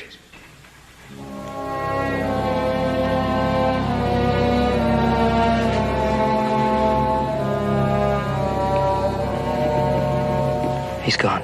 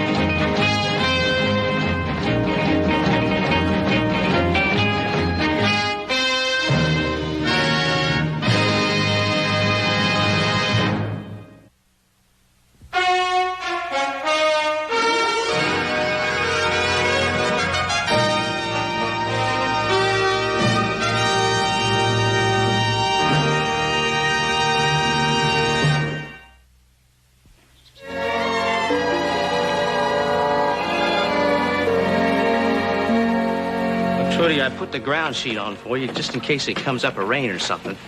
Well, don't seem likely. Well, you can't never tell about those things. I put some bread and meat in there for you, too, if you get hungry. Thank you, Paul. You look after that lamb now. Oh, I will. Don't you worry about that. Just don't you get to liking it down there too much. You know I could never like anything but what's right here. Paul, I'm afeared. Trudy. I'm all trembly inside. I've never done nothing like this before. Well, I don't like it neither. I don't like your grandpa sending you off to people you don't know and strangers taking care of you. I ought to be the ones taking care of you, Trudy. Thank you very kindly, Paul, but you ain't no kin of mine. You don't need to. Well, I want to. You know I got a strong feeling for you. Why, I didn't know nothing of the sort. You never spoke of it. Well, there are things that you just don't speak right out. How's a girl to know lest you tell her? Well, you know now. I got all kinds of things planned for us. I want to tell you about them. Paul, I want to hear about them things. I want to hear about all of them. There just ain't no time now. I gotta go and do what Grandpa made me promise. Yeah, I guess you do. Well, you go on then. Don't worry about things. I'll watch over everything around here for you. Thank you, Paul. And don't you fuss none, because I'll be back. I'm hoping you will, Trudy. You know I will. Sure. Sure, I know you will. You better get started. The sooner I get going, the sooner I'll be back.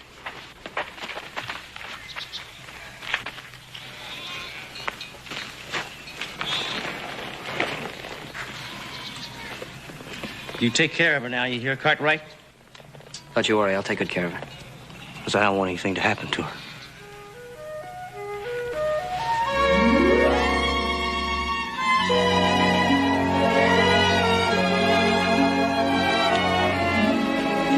I'll be back before you know it.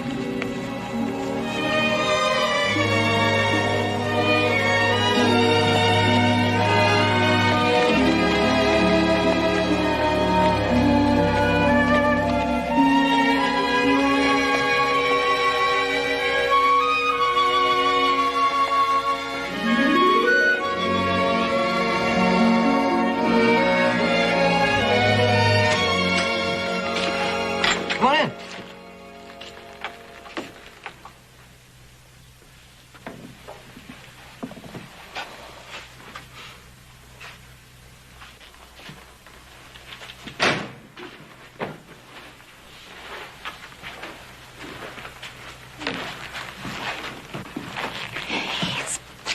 It's bigger than a church.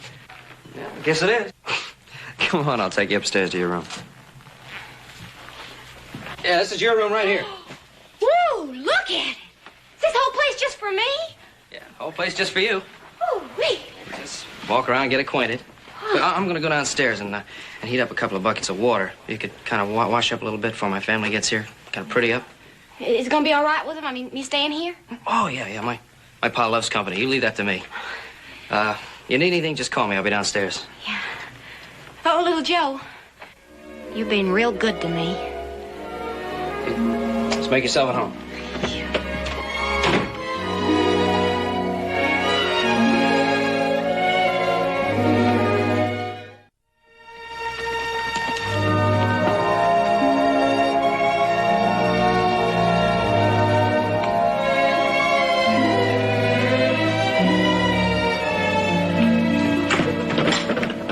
Joseph? Hi, Pa. Well, you, back early. How was the hunting? I didn't have any luck at all. Joseph? Yeah? Whose horse is that outside? A horse? Oh! That just belongs to a friend of mine. Came back with me. No. Girl. Oh? Where is she? Oh, she's upstairs. Oh? Yeah, she's gonna take a bath. Oh. Well, see, you don't understand, Pa. No, you're right. I don't understand. I suppose you start explaining. Explain. No, her name's Trudy. Yes? And, she's a fine, sweet girl. Good. She's gonna take a bath and stay with us for a while. Gonna stay with us? Oh, yeah, but just overnight. I mean, she wouldn't be any trouble at all. I don't think she'd be any trouble at all. Good. Do you think?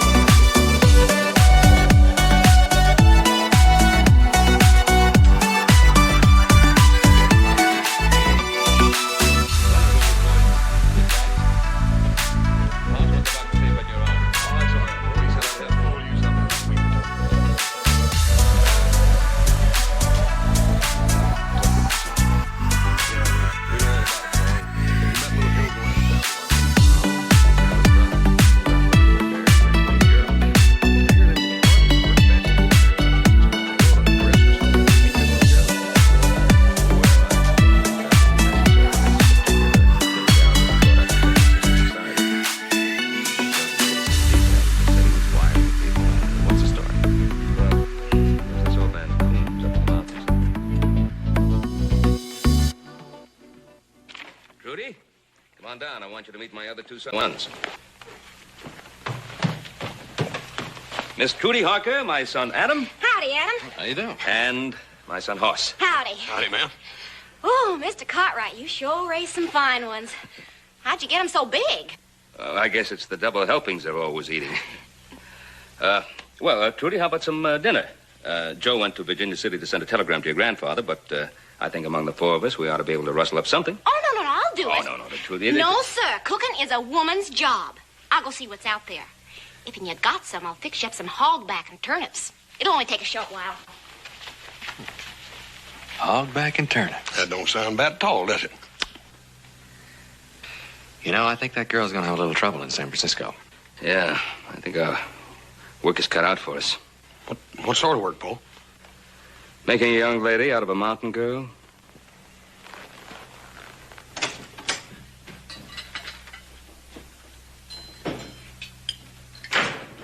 Hi. Well, looks like you made out pretty well. Yeah, pretty good. Sent that telegram off. Yeah? I persuaded Mrs. Wilson to open up the store. Did you buy all them packages of clothes for Trudy? Yep. Wasn't an easy job either. Tell me something. How'd you pick out the sizes? I just got Maisie from the saloon to come down, try things on for me. She's about the same size. I'll be dead, Burr. Well, little brother, gotta hand it to you. When it comes to women, you're the real expert in the family. Well, I just hope you're right. Hey, where's Trudy anyway? Good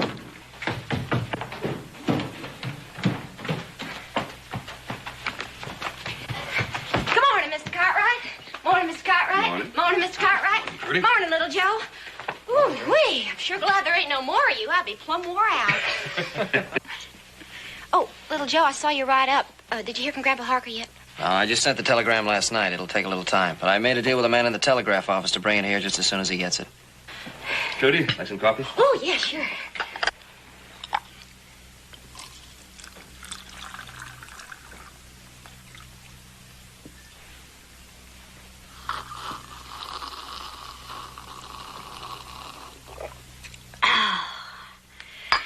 There's one thing I like in the morning. It's good hot coffee. And we noticed. I got you some new clothes for your trip to San Francisco. New clothes? For me? Oh. Gee, thanks, little Joe.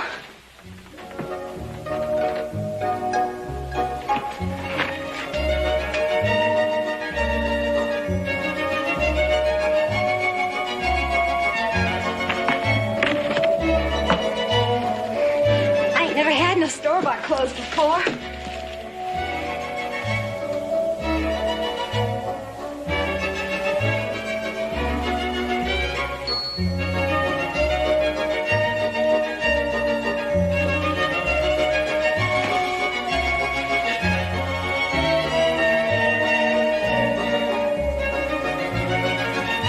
These don't look to be too sturdy, little Joe. Don't you reckon they'll wear out awful quick? Trudy, why don't you take these upstairs and try them on there, and I'm sure your instincts will tell you what goes with what. Yeah, little Joe, as soon as I get this stuff figured out, I'll come down and you can tell me if I was right.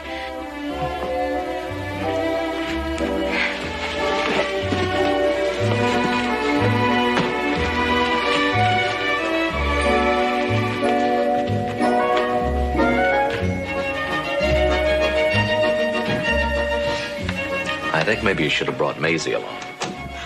No. Little brother's the expert. He don't need any help.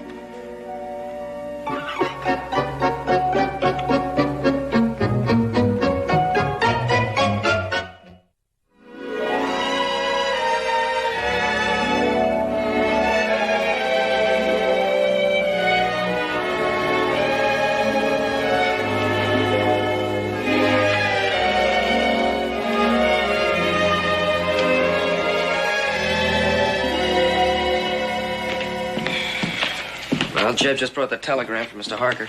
Oh? I don't get it. He doesn't want her to come to San Francisco. He wants to come here. He'll be here in 2 weeks, just signed Harker.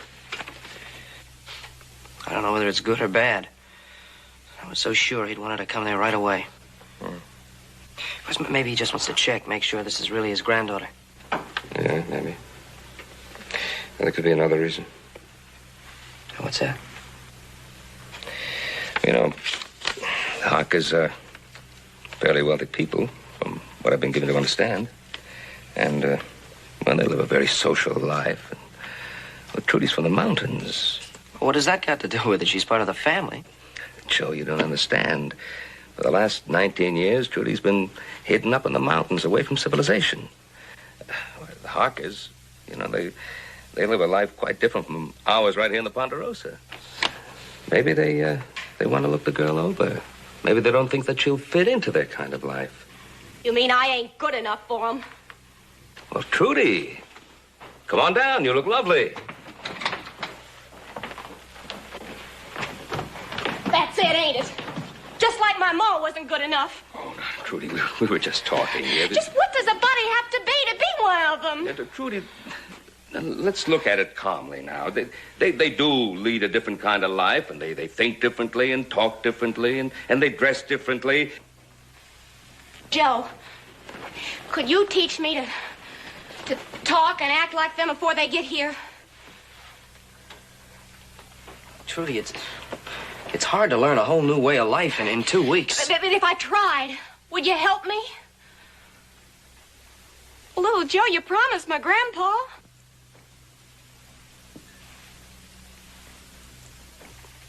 Oh, it ain't for him, just. It's for me. To show him I'm a lady, too. Trudy, you are a lady. You have courage and you have honesty and, well, those are the things that a person should be judged on, not just clothes and manners. Them things, though. Them clothes and manners. They're important to the Harkers, ain't they? Yeah, well, they might be important. Then I want to get them. Oh, it ain't just for my sake. It's for my ma's sake, too.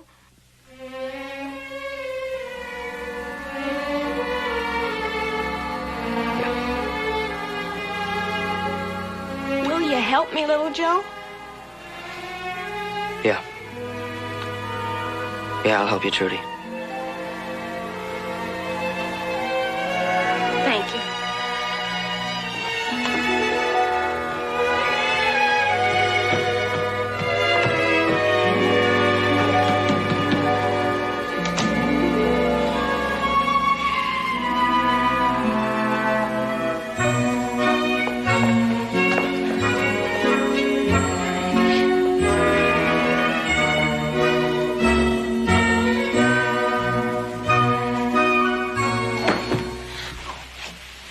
Trudy, why don't you rest for a while? You've been going at it pretty hard now for a couple of days.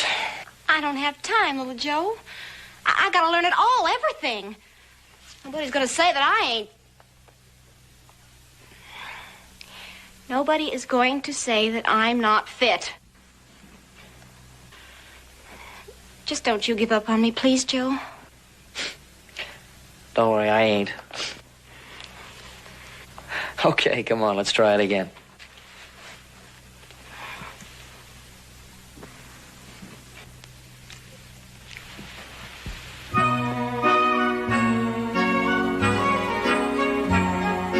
Trudy, put your arms down. You're making fun of me.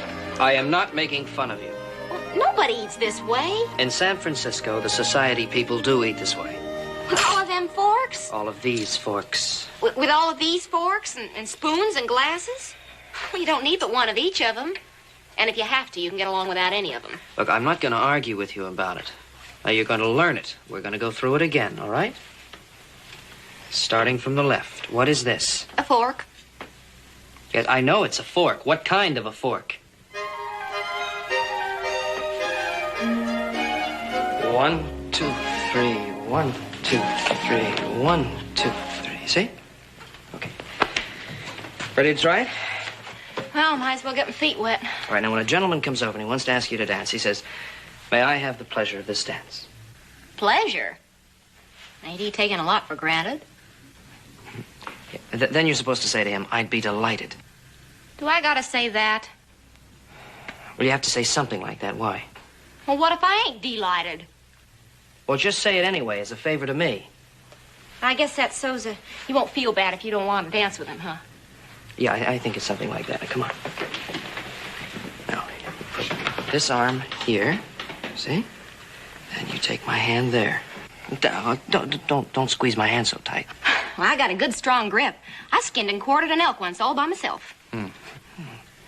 Well, just relax when you're dancing, though. Try to think of your partner as someone more charming and more exciting than an elk. All right? Mm-hmm. Okay, now, on one. One. Sorry. It's all right. Here we go again. Ready? Let me get... Okay. 1, 2, 3. 1, 2, 3. That's you.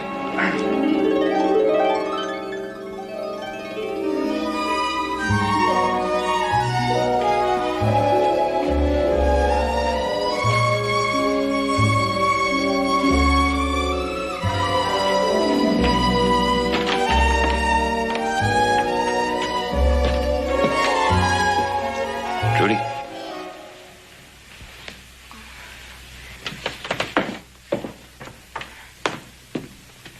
It's 1 o'clock, child. I couldn't sleep, Mr. Cartwright. I reckon you couldn't either. As a matter of fact, I heard someone moving around down here. Don't you think you ought to be in bed? With Grandpa Harker coming tomorrow, I'm just too excited. Well, you've been working very hard for the last 2 weeks, and you've done very well. But don't you think that you ought to look lovely and rested in the morning? But there's so much to do and remember. Oh, by the way, I've asked Danny Wilson to come over in the morning to help out with the last-minute details. Thank you. All right, so you haven't a thing to worry about. Tomorrow will be just fine. Tomorrow, I gotta do everything right. You will. I just gotta make him want me. I just gotta. Mr. Harker will want his granddaughter, whether she picks up the right fork or not, if he's any kind of a man. If he doesn't like me, I'll just die. Oh, you don't understand, Mr. Cartwright, what it's like sleeping on a new soft bed for the first time. Wearing pretty clothes and eating off a tablecloth, just so. Must be very wonderful for you. I don't ever want to lose all that. I can hardly wait to get to San Francisco.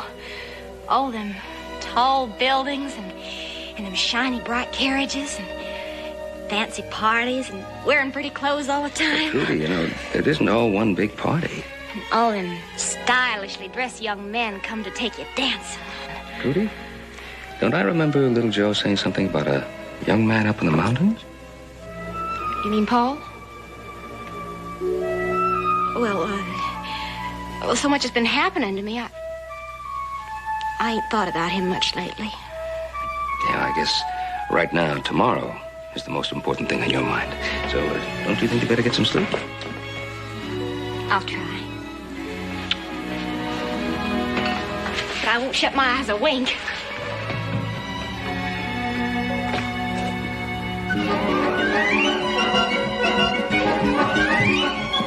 Hot thing, where are those curling irons? In a minute. Right now and hot. Here, I'll take those.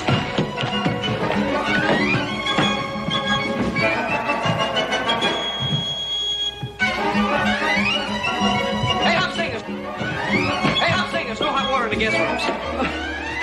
Here, I'll take those. 5 people yelling all the time. Only one half sing. Let me have those. I want to talk to Trudy anyway.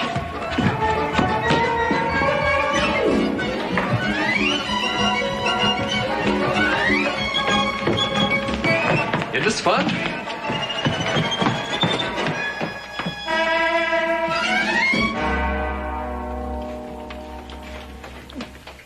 I can't breathe. You're not supposed to. Now hold tight. No, I'm coming. Here, put this dress over your head. These things are burning my hands. I'm coming. Do the best you can.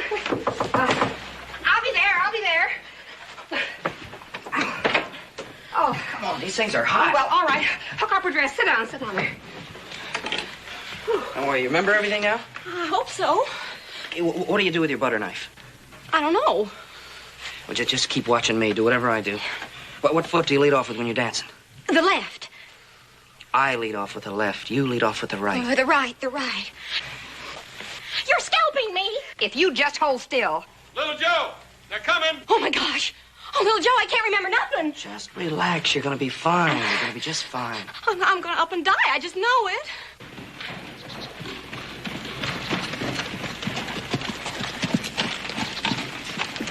Mr. Harker, Cartwright. welcome to the Ponderosas. Thank you, sir. My granddaughter, Stephanie. How do you do? How do you do? My son, Adam. How do you do? Stephanie, Mr. Harker. And my other son, Eric. We call him Horse. I'm charmed, Horse. No, ma'am, not horse, just plain horse. Boys, would you look after the luggage, and perhaps Mr. Harker and Miss Harker will come into the house.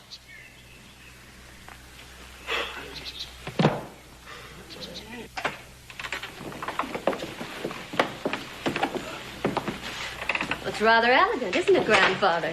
Considering how deep we are in the wilderness. Mr. Cartwright, I've been looking forward to meeting you for some years. Well, thank you, sir. I didn't know San Francisco had ever heard of us. We have. Your Ponderosa is quite famous, sir. Well, thank you again. Now, I'm sure you must have had a long, tiring ride. You probably want to rest up a bit. Well, you're very thoughtful, sir. Mr. Cartwright, where's the young lady you promised to show us? Well, I'm sure you...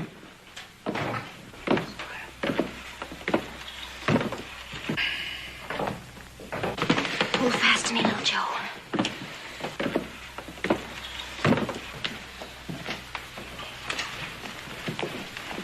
Well, Miss Harker, Mr. Harker, my youngest son, Joseph. I do. How are you, sir? And this, sir, is your granddaughter, Trudy. How do you do? It's a pleasure, my child. My other granddaughter, Stephanie. How do you do? How do you do?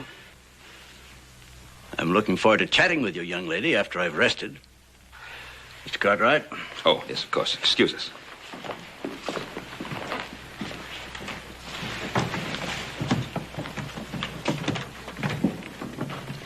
Interesting. Most interesting.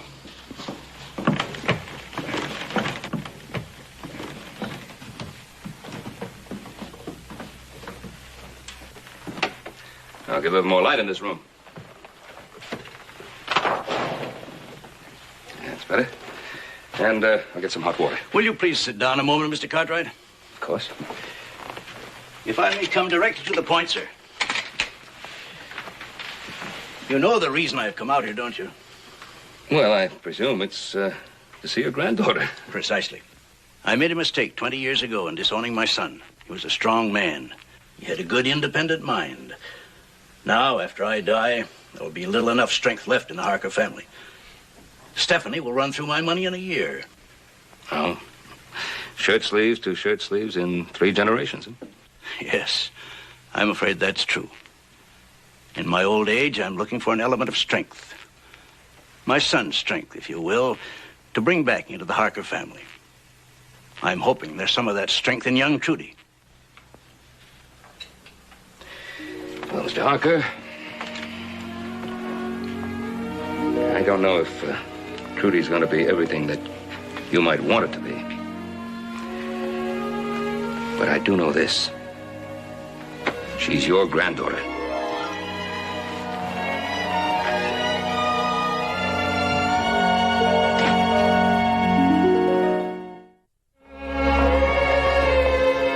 Everything happened so fast, little Joe. I didn't get a chance to do anything. Oh, don't you worry about it. I think you said howdy very well. Besides, you're going to get a chance to show up at dinner time. Oh, and that's Stephanie. Have you ever seen anyone so beautiful? I'm going to look like a new clipped sheep next to her. Now, look, I think you're prettier than she is, and don't you forget it. All right, little Joe. Mr. Cartwright. Oh, hi. I thought you were going to rest for a little while. Oh, I'm much too excited to rest. It isn't every day that you meet an only cousin for the first time. Yeah, I never thought about it that way. Joseph, would you be sweet and do us a favor? I would like so much to talk to Cousin Trudy alone for a while. Oh, sure. Sure, I'll go check on Hop Sing, see how he's making out with the biscuits. Well, now, Cousin Trudy, we must have a nice, long chat. Tell me about yourself, what you've been doing all these years. Oh, well, I've been living up in the mountains with my grandpa, my other grandpa. Oh, yes, the one who asked the Cartwrights to wire us about you. And what did he tell you about us? That we were very rich? No, I mean, yes. He didn't mean anything. Oh, don't apologize, my dear. Believe me, if I'd been you, stuck up there on some mountain, and learned that I had some very rich relatives, I would have tried to get to them much sooner than you did. Oh, it's not that way. I mean, about the money. Grandpa said that you were all the kin I had. And you were hoping to be reunited with us, weren't you? Yes. I always thought the kinfolk should be together. Oh, come now, Cousin Trudy. You wouldn't fit into our life in San Francisco any more than I could live on your mountain. Now, Grandfather Harker is a very reasonable man, and I'm sure that you can work out a nice financial arrangement with him. Financial arrangement? I don't understand. What are you talking about? I'm talking about money. Isn't that what you're really after? Oh, but that's wrong. You're wrong. I don't want any money.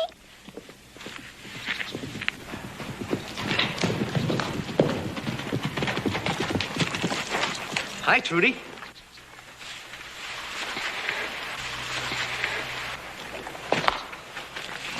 Paul, what are you doing here? Well, I just came down to see how you was doing. I want to tell you that a little lamb died this morning. Lamb? Oh, what lamb? Hey, you've changed, Trudy. Pretty dressed and everything. I almost didn't recognize you there for a minute. Cousin Trudy, don't you introduce your acquaintances? Oh, I'm sorry.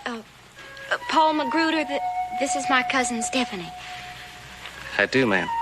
How do you do? Are you a friend of Trudy's from up in the mountains? Well, yes, ma'am. We spoke for each other. Does that mean that you're Trudy's fiance? Well, I guess that's what it means. We're gonna get married. Paul, I never said I would. You didn't? Well, you said you're gonna come back. My, but this is fascinating news. May I offer my congratulations? Well, thank you, Cousin Stephanie, but nothing's settled yet. Well, I would say it's all settled. Now, if you'll excuse me, I'm sure an engaged couple must have lots to talk about. Oh, Paul. Why did you have to come down here? And why just now? Well, I missed you. I wanted to see what she's doing, that's all. Well, I'm doing all right. Didn't you think I'd be able to manage things? And why did you have to tell her we was spoken for? There ain't nothing wrong with a body telling the truth. Well, it isn't the truth. Leastwise, not right now. I gotta find out about Grandpa Harker first. If he wants me, if I'm good enough. Good enough? What do you mean, good enough? Oh, Paul, you don't understand. Tonight is so important. Paul, please, you go on back to that mountain. And as soon as I know, I'll send for you. You ain't coming back, are you, Trudy? Paul, you just don't understand, please.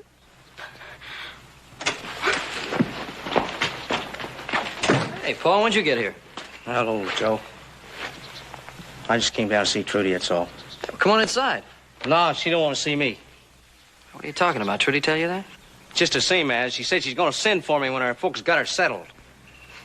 Look, Paul, I don't think she meant that. What's going on around here, little Joe? Something's changed her. I think maybe she's a little upset. It's been a big day for her meeting her relatives. Mm-hmm. Well, maybe I'd just like to meet them folks myself. You think he'd fix that up for me? See any reason why not? Why don't we go to the bunkhouse and clean up? We'll have dinner in a little while. Thank you, Hopsing.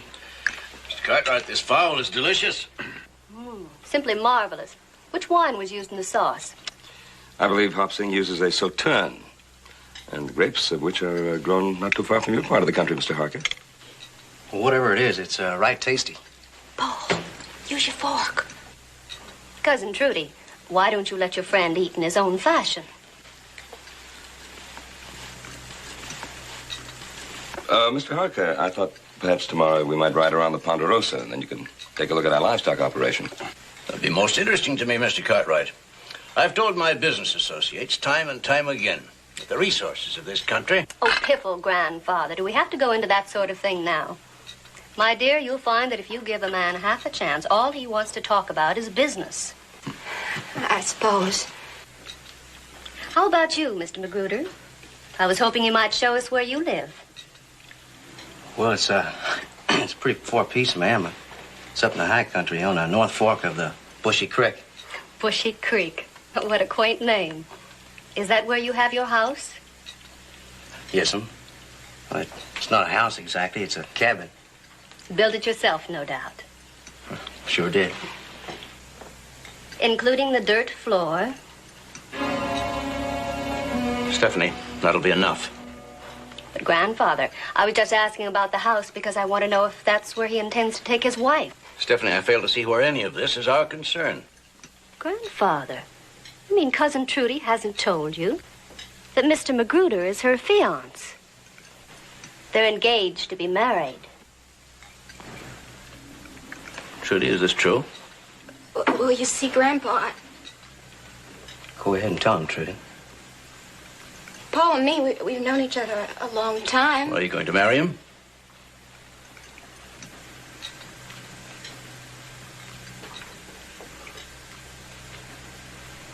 I guess she's not.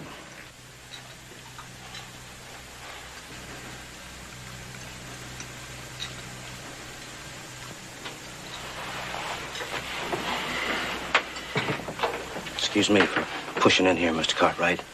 Oh, Paul, sit down. You're welcome here anytime, you know that. Well, thank you very much, sir, but if it's all the same to you, I'd like to stay in the bunkhouse tonight. I gotta get back up to the mountain first thing in the morning. I got a lot of things to do. There's a meadow up there that ain't never been turned to plow. And there's a creek up there that I gotta dam up. There's things up there in the high country a man needs for his family and his children.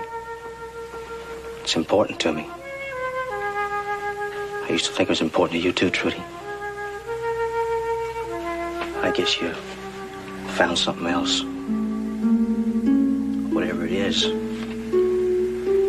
I wish you well.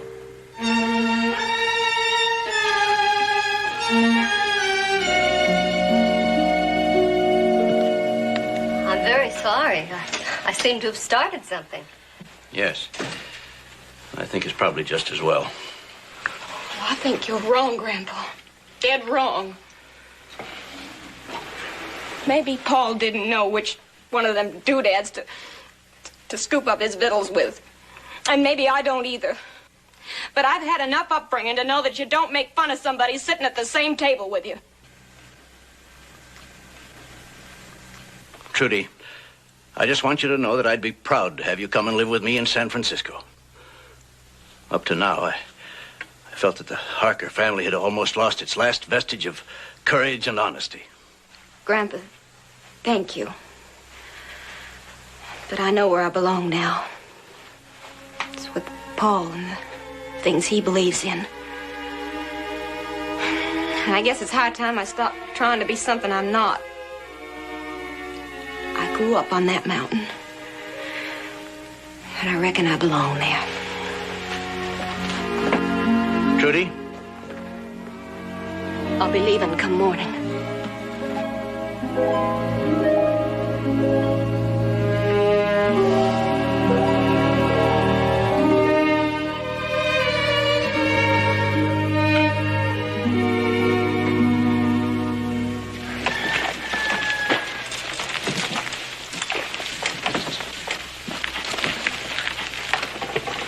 Well, Miss Stephanie, it was nice having you here at the Ponderosa. Mr. Cartwright, I'd like to say... As I told you before, Stephanie, you've said enough already. I just wanted to thank you for your hospitality. You're very welcome.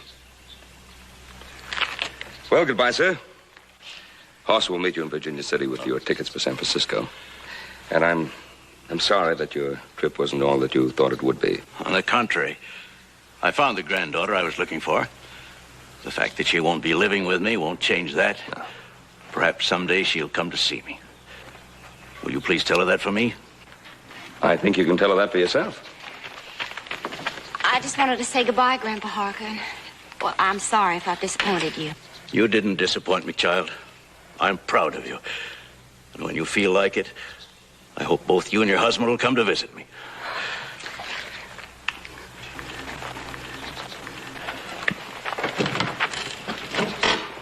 Goodbye, Cousin Stephanie. Goodbye, Trudy. And I'm sorry. Yeah.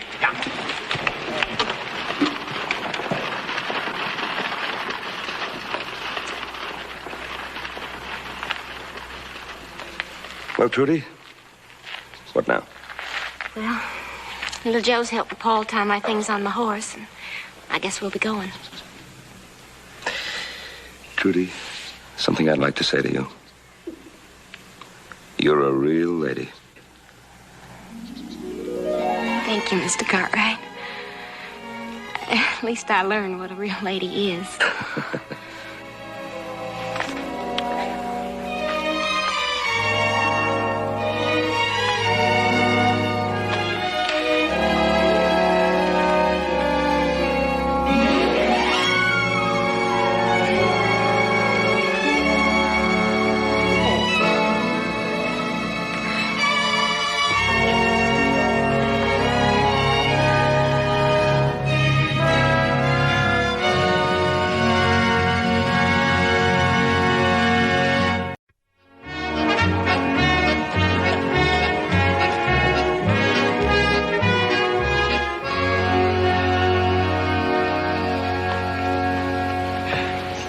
Well, Ben, it looks mighty good on paper, but I think I'd like to see it close up again. All right. Father, you've seen that lumber a dozen times. Do you think Mr. Cartwright chopped it down since the last time you saw Now, it? Susan, you know better than that. Susan, your boy has a perfect right to see that timberland again if he wants to before he buys it. He sure has.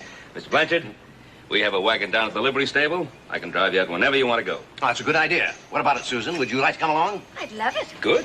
Oh, you got a bunch to do. Won't you let me drive? Well, you can't drive with that pad on. Honey, with one arm, I can drive better 90% of the people in this town. Yeah, that isn't the way you were talking when we drove into town. I guess you make Oh, look at that horse. A real miracle maker. Why don't you ask him to heal that shoulder of yours? Oh, I don't believe in them fellers, Susan. Run out of that snake oil and they're finished. Besides, my old shoulder's about well anyhow. You're very fortunate to be able to laugh at your troubles. That your injury can mend. There are others not so fortunate. Are you, Mr. God? I am what the young lady laughingly referred to as the miracle maker. If your shoulder doesn't mend, perhaps I can help you.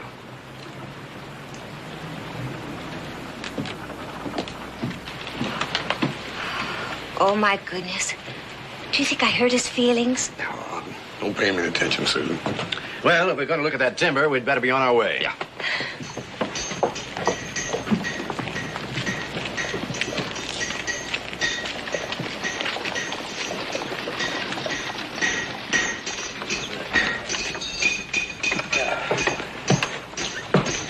You have a good ride now. Oh, we'll be back in about an hour. Oh, don't hurry now. I'll take care of the supplies down to the store. And take it easy with these people. I don't want you dumping our prospective customers in a ditch somewhere. No. Why don't you let me drive, horse? It's such a lovely day, and I want to give us a real exciting ride. I don't know, Susie. These old horses have been spooked all day. Oh, come on, horse, please. Better not argue with the horse. When she's in this kind of mood, she can't win. I don't want my head caved in, too. Here.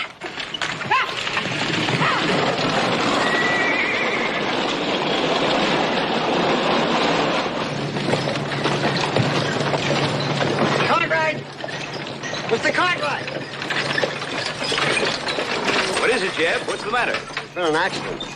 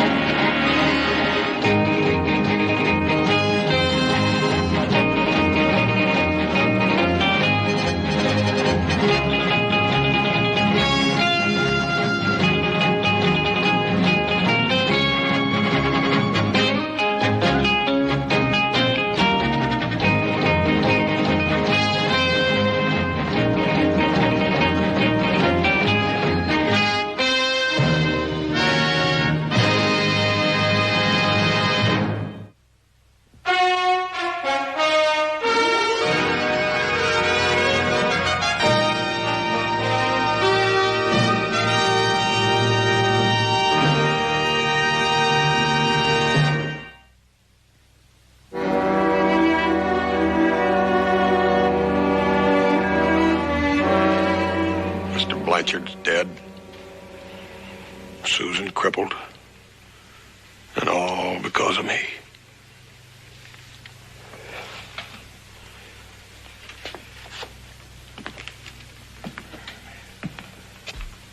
Hoss, I'm getting just a little tired of hearing you say that over and over and over again.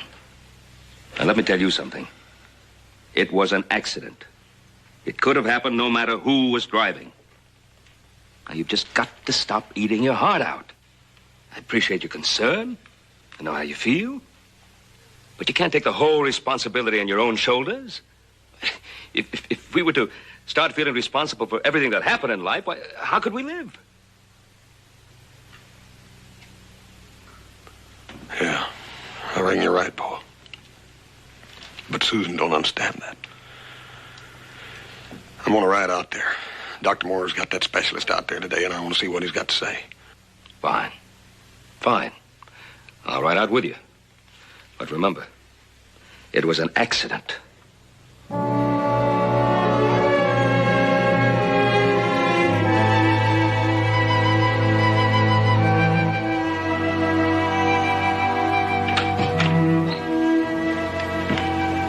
What'd you find out, Doc? I examined Miss Blanchard very carefully. The bruises and lacerations are healing quite well. What about her legs, Doctor? Will my niece walk again? I can only confirm what Dr. Moore has already said. I can find nothing wrong with her legs. But Doc, if there ain't nothing wrong with her legs, how come she can't walk? Dr. Moore, isn't there somebody else we could call in? Someone from New York, maybe? Celia, Dr. Gross is the finest man in the country in this field. Thank you. Is there another stage today? I should get back to San Francisco as quickly as possible. Yes, there's a stage late this afternoon. Let me make you all some tea before you leave. You're very kind.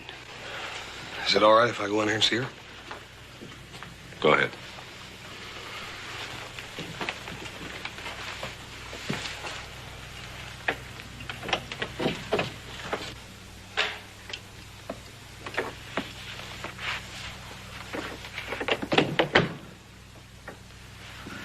Hi, Susie.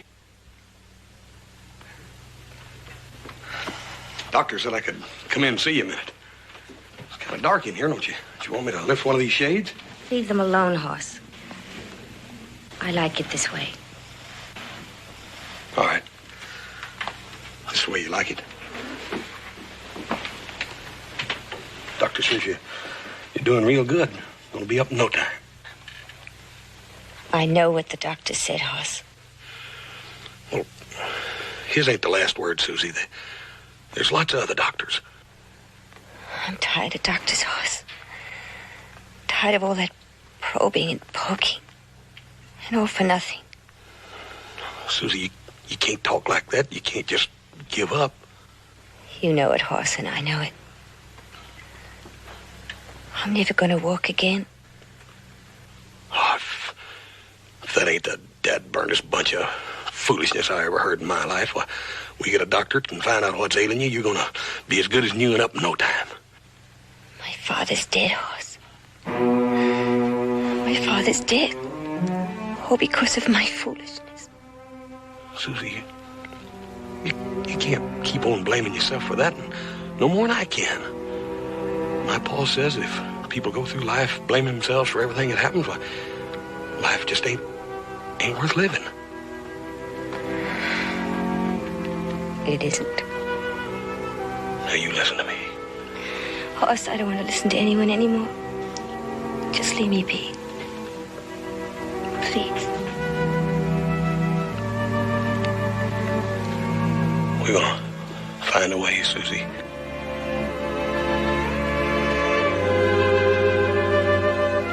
I promise you we're gonna find a way.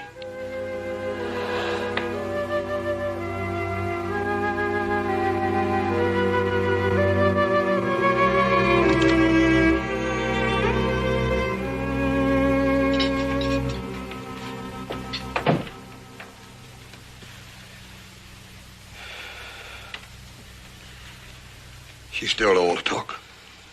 I think everyone's doing all they can, Hoss. You two fellas are doctors. You ought to know what to do.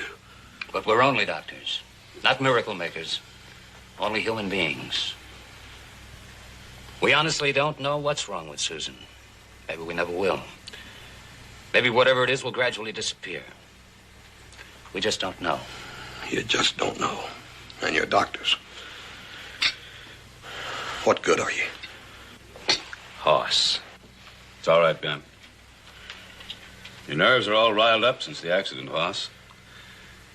And I think you feel guilty. Sometimes guilt makes people feel edgy. That's exactly what's wrong with Susan right now. She blames herself for her Paul's death. As Dr. Moore said, guilt affects the mind strangely. Doctor, do you think perhaps Susan doesn't want to walk? Perhaps. But the mind is a strange world in itself. Maybe someday it will be as important to treat the mind as we try to treat the body today. I don't know about this kind of talk. All I know is we got to figure out some way to help Susan. We can be patient, hope, and pray. That'll be a great comfort to her. I know. I wish there was something else we could give her. Now I really must be going. Boss, would you drive Dr. Gross and Dr. Moore into town? I've got to get back to the ranch if Miss Celia can get me a horse. Help yourself, Ben. Bye, Miss Celia. Miss Celia?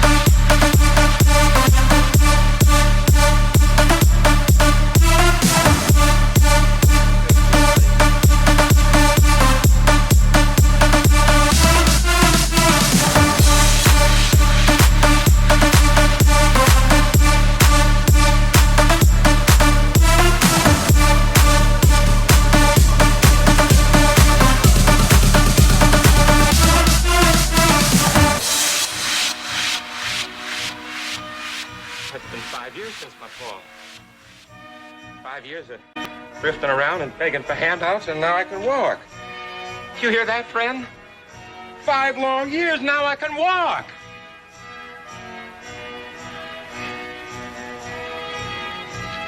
Thank you. Thank you. Thank you. Thank you.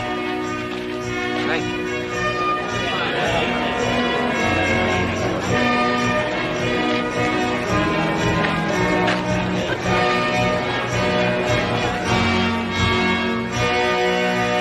Mr. Garth, could I talk to you, sir? What about, friend? That crippled fellow, you just help. I'd like to talk to you about him if I could. Come with me to my hotel.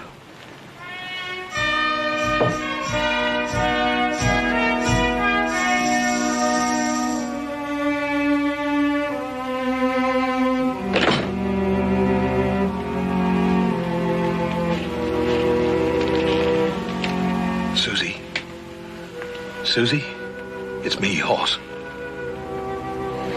I know. I heard you talking to Aunt Celia. Susie, there's something I got to talk to you about. Another doctor. No, it ain't a doctor, but it's a fella that's liable to be able to help you. I just want to be left alone. Susie, you gotta listen to me. This feller's liable to really be able to help you. Hoss, go away. Please go away.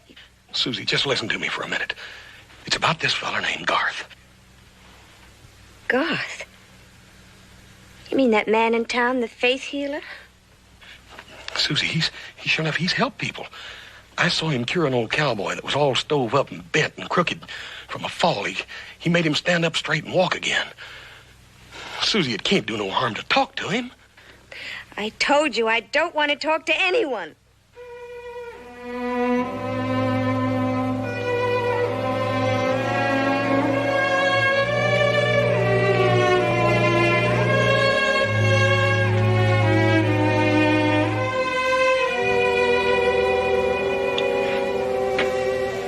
Feeling guilty about your paw again, ain't you? Susie, I feel guilty about you. I reckon it's just something we'll have to live with the rest of our lives. Hoss? Hoss, I don't want you to suffer. It was all my fault. Will it make you feel better if I see this man? Susie, anything that'll help you make me feel better. I just want you to talk to him, that's all. All right. I'll talk to him, Hoss.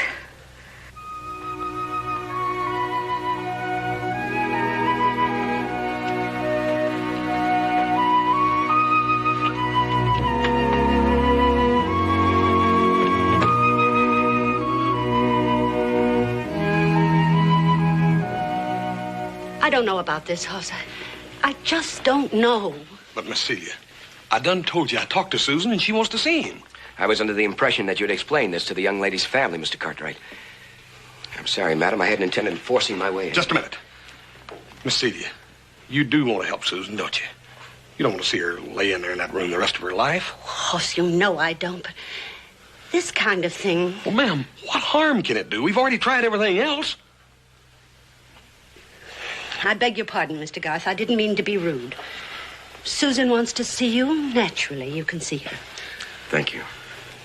Where is she? There in that room. Go on, I'll show you. All right. If you don't mind.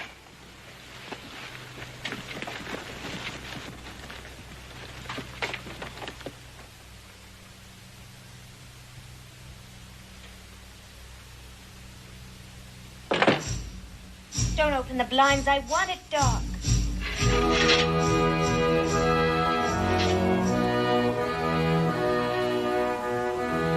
Do not be afraid of the light.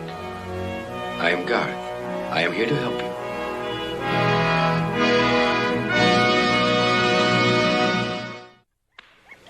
Oh, that's wonderful, Hoss. I'll tell you, they had a bunch of them. It was one of the funniest minstrel shows I've ever seen. Oh, I wish I could have been there. Oh, Hoss, I haven't even asked you about your arm. How is it? Oh, it's fine, Susan. I'll be out of this rig in a couple of days, I reckon. You're the one that counts. How you feeling? How you getting along? Oh, Garth says that I'm making marvelous progress. Well, it's been a couple of weeks. Oh, Garth tells me it won't be much longer. He thinks I'm doing beautifully. Well, Susie, it's you that I'm interested in. How do you feel? Well, I feel wonderful. And every day I seem to get more confidence. Oh, before the summer is over, Hoss, I'm going to walk again. Good. You moving your feet or legs or anything? No, but Garth says that it happens all at once when I have complete faith in him. Yeah. Appears to me like you got plenty of faith in him already. Oh, I do. But I guess I just don't have enough, do I? Well, good morning, Mr. Cartwright. Mr. Garth? Susan. I'm sorry, Hoss, but I've got to go to work now. Oh, I'll run along. I'll see you later. Well, before you go, Mr. Cartwright, Susan is entering a very critical phase of her treatment. It might help her if you didn't see her for a while. Mr. Garth, Susie and me have been friends for a long, long time. What possible harm could it be me coming to see her? Well, Susan and I are entering a period of intense concentration. Any influence outside, no matter how friendly, would tend to destroy that concentration. It might slow down her recovery. Tend to make it impossible altogether. I'm sure you understand. Susie, is that the way you want it? You want me to come back? Well, if Mr. Garth wants it, if he thinks it's best. I'm afraid I do, Susan. I think it's vital. That's the way it'll be, then.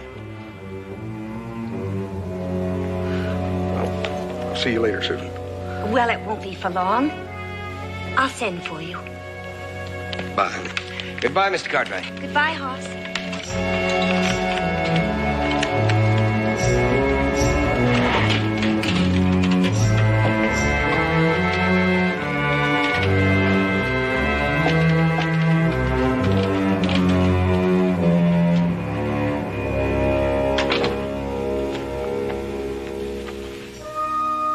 You must have faith in me, Susan. Faith so complete and absolute that it fills every portion of your being and leaves no room for the slightest shred of doubt. Do you have faith in me, Susan? Yes, I do. Do you have such unquestioning faith that you will do exactly as I say, simply because I say it? Yes, Garth.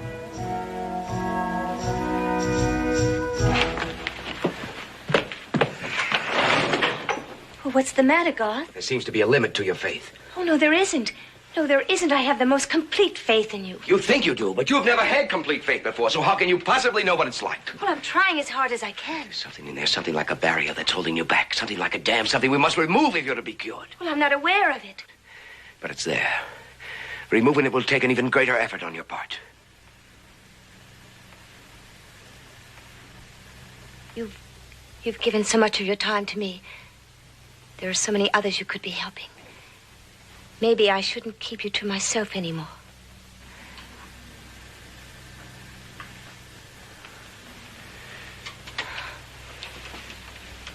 You're an unusual woman, Susan. Lovely of face and form. And most important, so unselfish. Thank you.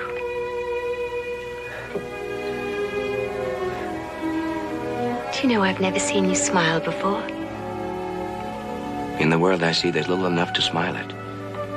Wretchedness, poverty of spirit. Garth, if you feel you ought to move on, I'd understand.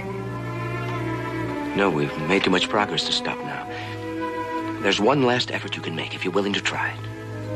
I'll try anything if it will only make me walk again. I think what is needed to break the barrier that's preventing your cure is an act of blind, unquestioning faith. An act by which...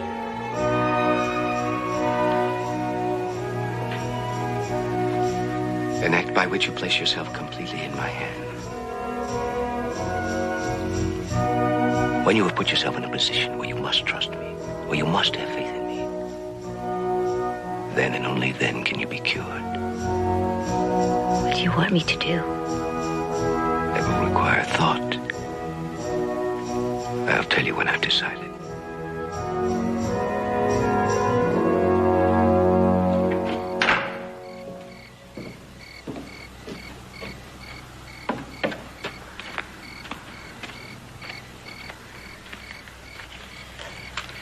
Well, I got your message. What do you want?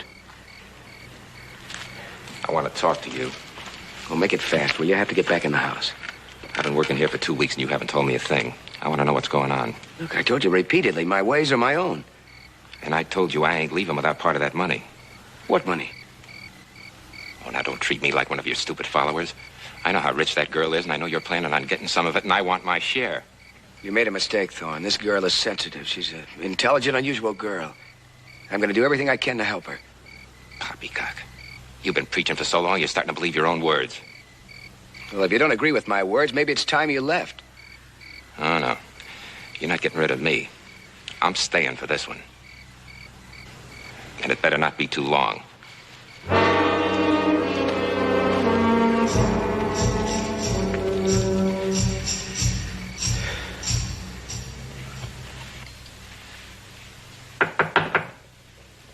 Who is it?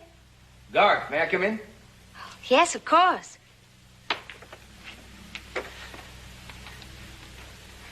I spoke to you about an act of faith this morning, Susan. Yes? Well, I've been thinking about it ever since. Oh, so have I. And I've been worrying about it. Well, you shouldn't worry about it, Susan. I'd hoped you were looking forward to it for a chance to express yourself in one of the most beautiful of all basic human emotions. I never thought of it that way. It sounded more like a test. What do you want me to do? Susan, I want you to marry me. Am I presuming too far? I don't know. It's just that I never thought anyone would want to marry me the way I am. Perhaps this will help you have faith in me. Faith that I'll be able to cure you. But it's also mechanical. I always thought that I would marry because of love. But faith and love are but two sides of the same coin. One cannot exist without the other. But underneath all those words, Garth, aren't you asking me to marry you so that I can walk again? No. Garth, that wouldn't be right. Susan, I'm asking you to marry me because I love you. Susan, please. Marry me. Don't you see I need you as much as you need me? Garth. You need me.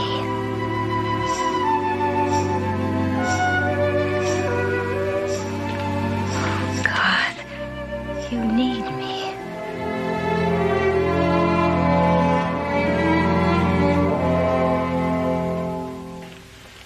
Hey, a little bit tighter, will you? I said a little bit tighter. I notice you're not going over to Susan Blanchard's every day now. Have you heard how things are going? Well, I decided I'd stay away for a while. As long as that Garth helps Susan, that's all I care about. Well, she sure got a lot of faith in him. Reckon she should. He's done her a lot of good, Joe. Done a lot of folks some good. Have you seen that Thorne ride lately? Ain't nobody rides any better than he does. Yeah, I've seen him. Rides awful good for a man who hasn't been on horseback for 5 years. Maybe a little bit too good. What are you driving at? Everybody's always taking a dig at Garth. Yeah, maybe you're right. Just a feeling I have. Oh, Hoss. One of the Blanchard ranchmen just rode by, had a message for you. What sort of message? Susan wants to see you. Hey, you don't reckon she's walking? No, I don't know. It didn't say anything about that. Just might be. I better get over there.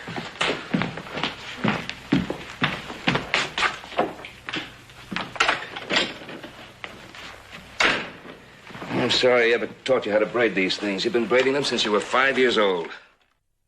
Oh, Hoss, it's so good to see you. Susan? Good afternoon, Mr. Cartwright. Just a few days ago that you asked me not to come back. What's happened? We have news for you.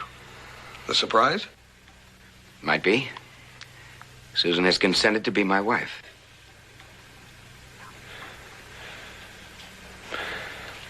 Is what? Yes, we're getting married, Hoss. And I would like you to give me away. But, Susie, you hardly know this man. He's almost a complete stranger. He's no stranger to me, Hoss. We love each other. What's all the big hurry about? Won't you wait until you're for sure, Susie? I'm sure now. The sooner the better, for Susan's sake. We're planning it for Saturday. Hoss, will you be there? I'll let you know, Susie. I'll let you know.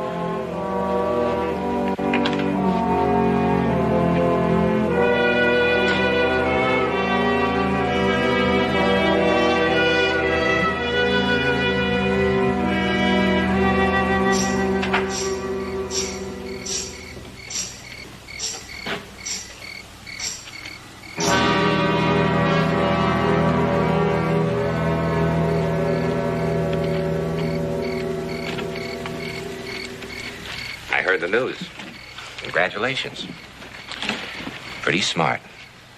Great big ranch. All that cattle. Now, what do you want, Thorne?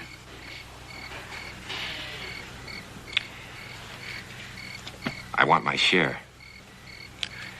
There aren't going to be any shares. I'm marrying Susan because I love her. Sure. And what's going to happen when the little lady finds out you can't make her walk? Listen, she's going to see through you before the ink's dried on that license. Maybe. Maybe she can be cured. I have a feeling sometimes at the right time with the right person, maybe I could cure her. Listen, you couldn't even cure a hangnail. But I'll tell you what you're going to do, Garth. You're going to go in and get some money from that little lady, and you're going to give me my share. No, I'm not. The agreement we had before is all over. Is it? Yes. And suppose I tell the little lady the truth. What happens to you then?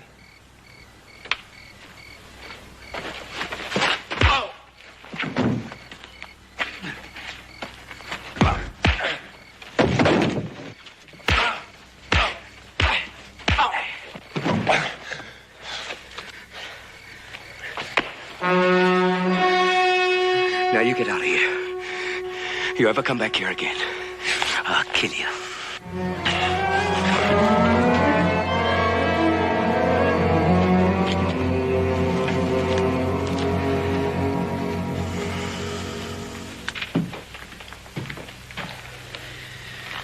Son, I think you ought to do as Susan asks.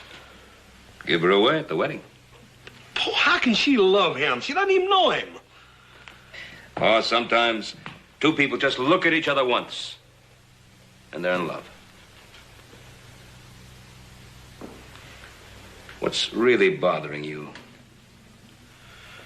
Paul, I took Garth out there so he could make Susan walk again. Mm-hmm. I never figured on anything like this.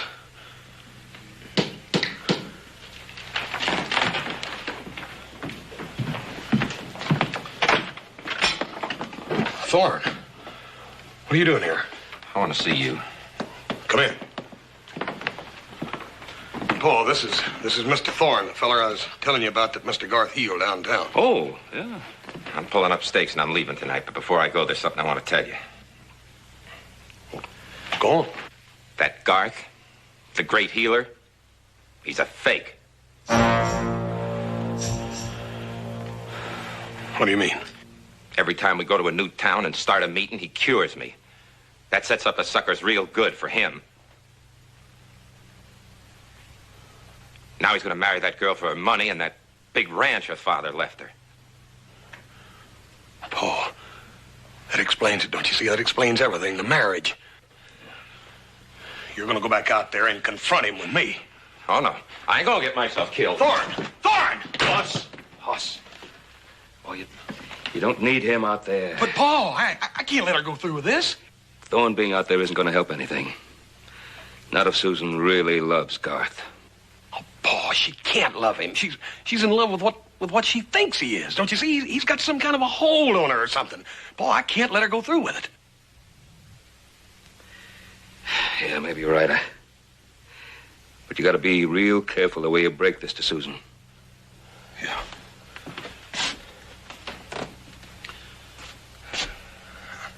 I'll think of something.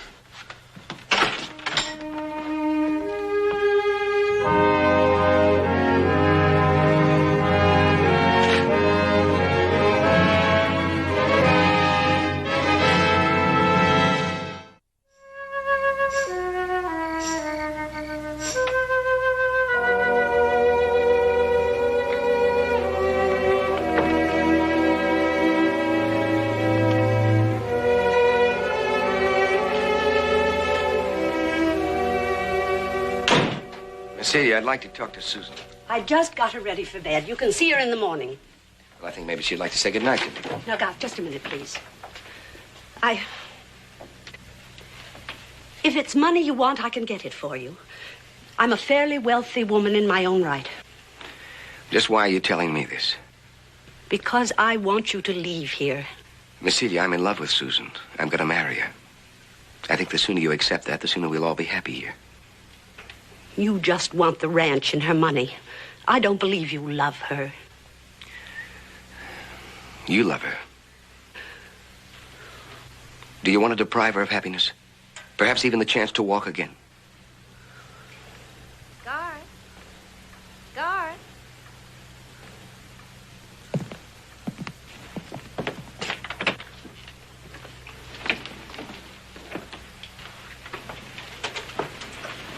I've been waiting for you to say goodnight.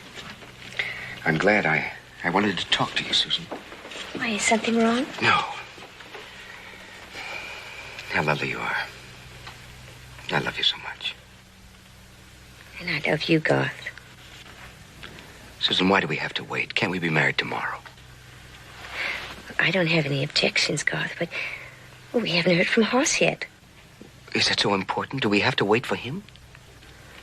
Well, it is rather important to me, Garth. We grew up together and we've always been such good friends. And a girl only gets married once, and I would like to have him at my wedding. We can wait a few days, can't we? Susan, I'm afraid. Afraid? Of what? People, they don't understand me. They don't understand my abilities. I'm afraid they're going to try and keep us apart. Nothing will ever keep us apart, Garth. Nothing. Susan, this is so important to the both of us. Why take a chance? Why run the risk of perhaps losing? Well, if we don't hear from Hoss by tomorrow, you can go and make arrangements for the next day. Will that be all right? Yes, of course.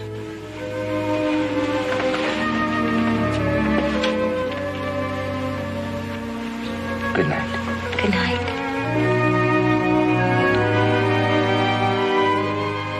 Pleasant dreams.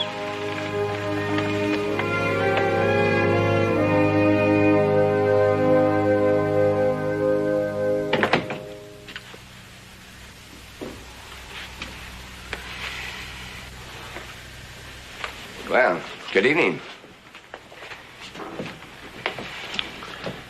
I'd like to talk to you alone. Outside.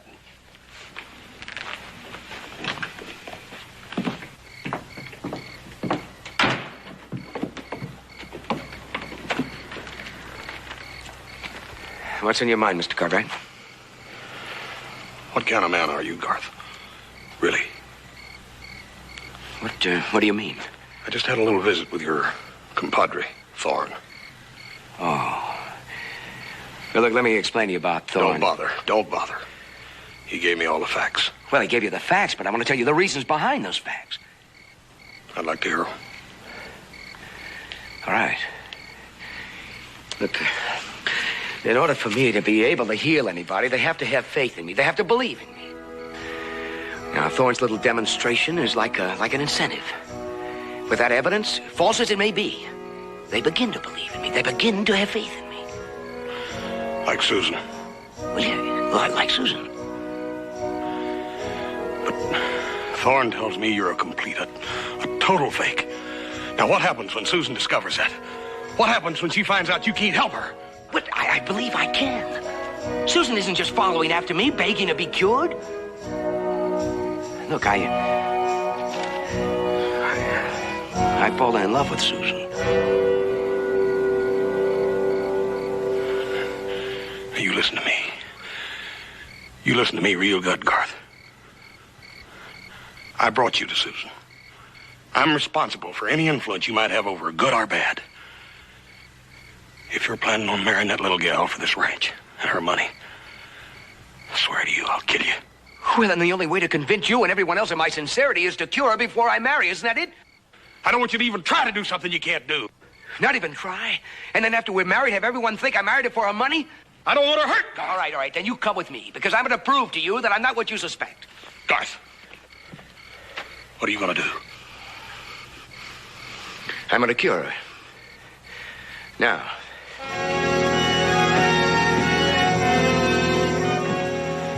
Miss Celia, I want you to get Susan. But she's asleep. Please. I think you best get her, ma'am. I heard your voices. I was so excited I couldn't sleep. Hoss, what are you doing here at this hour of the night? Garth? Is anything wrong? No, Susan, nothing's wrong. Mr. Cartwright doubts my sincerity. He doubts my ability to cure you. Is that true, Hoss? Susan, I brought Mr. Garth here in the first place. I just want to be sure that he can help you. Oh, he's going to help me, Hoss. But when, Susan, when? Garth will pick the time, Aunt Celia. I have picked the time, Susan. The time is now. Now? But Garth, you said that I had to have complete faith first. That first we must marry. I know, Susan. But you do have faith in me, don't you? You see, Mr. Cartwright and your aunt, they question my motives. Hoss? Aunt Celia? Susan, we must prove them wrong.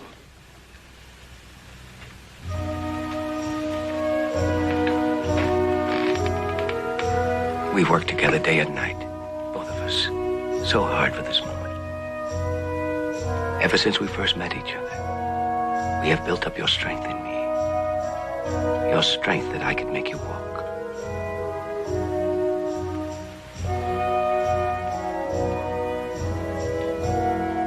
Now you must walk.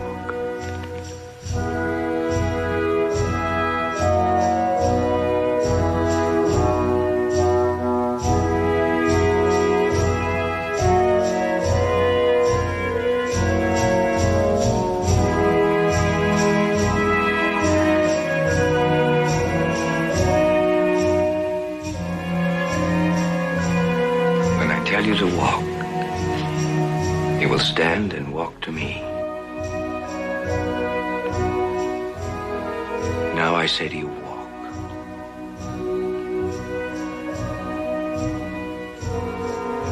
Stand, Susan. Stand and walk to me.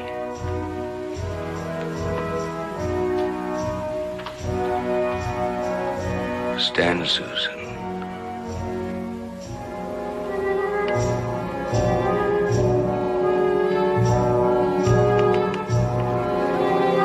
Do as I say. Walk.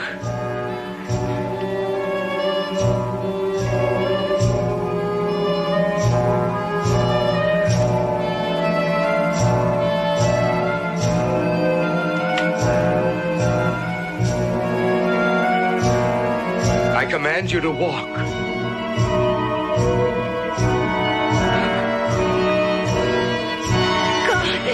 God, I can't! Stay away from her! Susan! Susan, get up.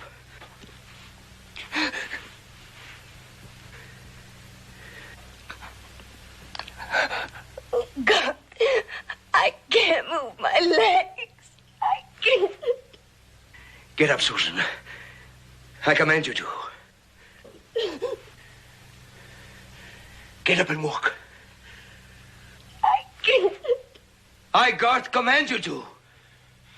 That's about enough. Garth. Wait, I know I can. Garth! Wait, I know I can.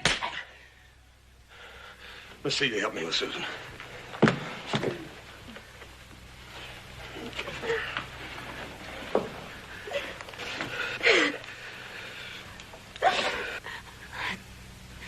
I believed I could cure her.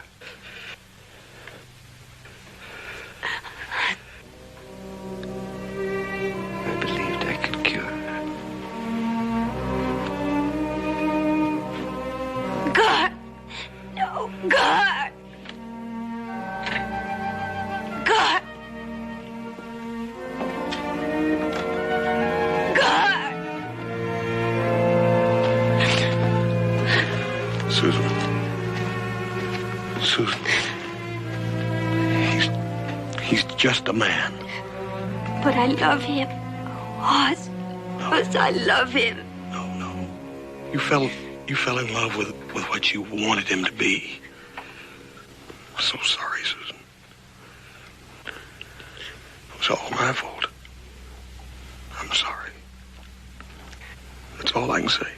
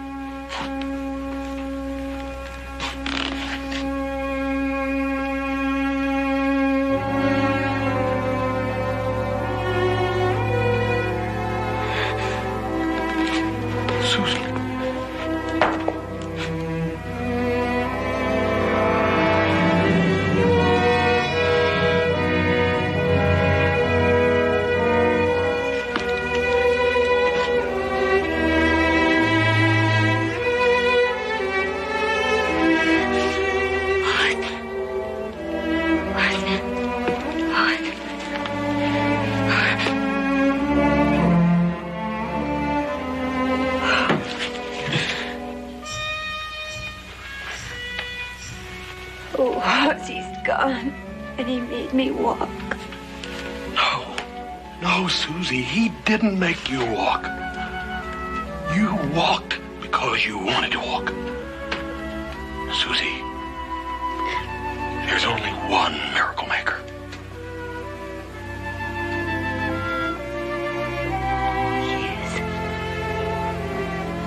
Yes, you're right. Oh, Hoss, I wish he knew. Oh, I wonder if he'll ever come back. When he learns what you just learned, he'll be back. But I'm going to wait for him, Hoss. Because he will be back.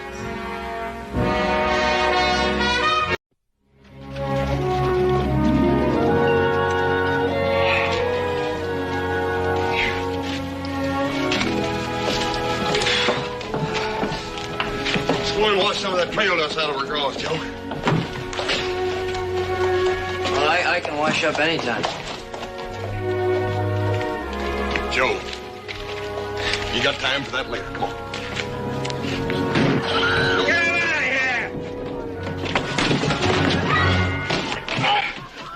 Unhand me, varlet! What's he saying? Remove your filthy hands from my person. Oh. Imbecile, Sure. You varlet!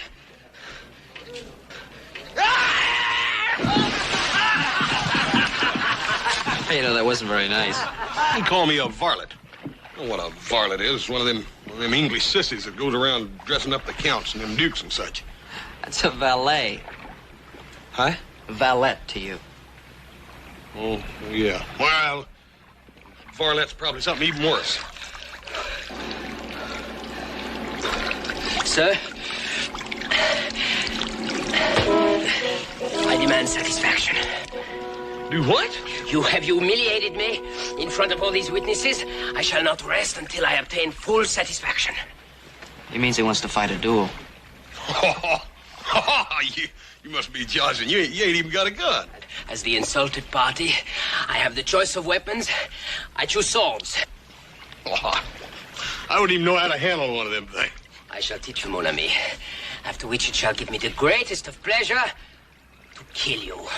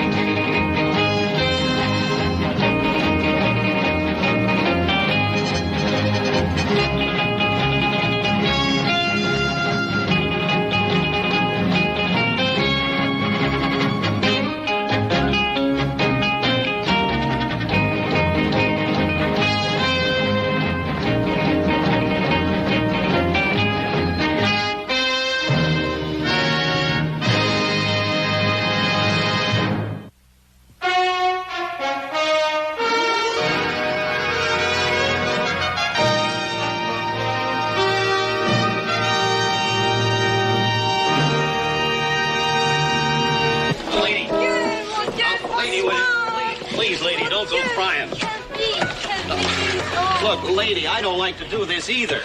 Eloise, un moment, j'arrive. Qu'est-ce qu'il y a?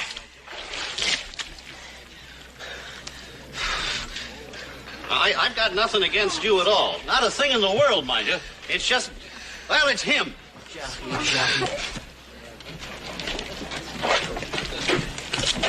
Qu'est-ce qu'il y a? Hey, Jim, what's the matter? What's the matter? Well, you boys have been out of town, but let me tell you, this flea-bitten little Frenchman is the worst pest that ever came. If I am bitten by fleas, monsieur, it is only because the beds in your pigsty are full of them. François, je t'en prie, fais-lui une apologie. Apologize. Never. Doesn't she talk pretty, Hoss? Yeah, she sure does. Yeah? Well, boys, this varmint's been thrown out of every hotel and boarding house in this town. Ever since he got here, he's been writing them poems. Poems? Well, that's what he calls them. Prints them, then he posts them up on walls and hitching racks, and here, look here, Horace. Look. Shunned like the plague by all you hold dear this pest hole which calls itself the palace. Better far to perish to cross the desert alone. This barn is not fit for man nor coach on. Butcher. Better to spend the time killing the roaches in your plague-ridden bistro than murdering my rhymes. The word is pronounced cochon. What's that? Oh, that's French, Hoss. Probably means coachman, you know, like Jolly Jones drives the stage. Yeah. Permit me to correct you, monsieur. The word signifies pig or hog. But when I say that this barn is not fit for even them, I am insulting the whole family of pigs. Hoss, I thought you were my friend. Oh, Jim, I am. It just struck me funny, that's all. Funny. Oh, François, what are we to do? I will think of something. Come on, Joe. Let's go get a beer. Do not worry your little head, sister.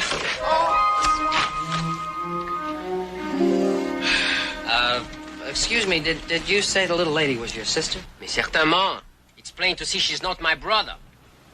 It's good to know you, Joe. It would have been a distinct pleasure to kill you, monsieur. But since my sister and I can find no shelter in this barbaric village, we are compelled to take the next coach to San Francisco. My brother and I just brought some cattle up to the high country. That road's been closed by a landslide. At least a week before a stage can get through there. Oh, François. Well, look, miss, since you have no place to stay here in town, I wonder if you might not accept my invitation to put up with us out at the Ponderosa. That's our ranch. Hey, Joe, don't you think we ought to talk to Pa about it first? What do you mean, talk to Pa? I mean, this is exactly what Pa would want us to do. Charlie doesn't want some strangers leaving our little town with a low opinion of our hospitality. Hospitality? Joe, do you hear that? That little fellow wants to kill me. Oui, monsieur.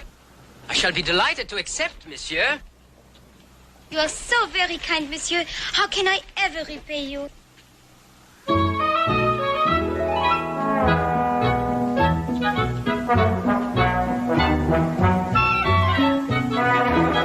I must admit this comes as somewhat of a surprise, but of course you are most welcome, both of you. I'm sorry I didn't quite catch the name. For a good reason, monsieur. No one has mentioned it. It is Villon, François Villon. My sister, Eloise. Did you say Francois Villon? The same. Well, I must say you haven't aged very much. Hey, you two fellas know each other? Now, Francois Villon is one of the greatest poets in French literature. I'm delighted to find someone in this wilderness with even the slightest particle of learning. Are you by some chance a descendant of the great poet? I shall be happy to explain, monsieur. You see, François... Oh, François, je suis très fatiguée. Oh, ma pauvre belle, she's tired. Perhaps I can explain another time. Oh, well, of course. Please forgive our thoughtlessness, mademoiselle. Hoss, would you take the bags, Jen? Permit me to? Merci, monsieur. Hoss, don't forget to get all the things. Monsieur Hoss, do not forget my soft case. One of them is reserved especially for you.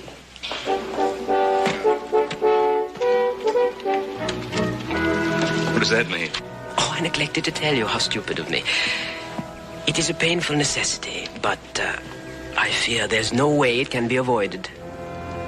I must obtain satisfaction from your son. Monsieur?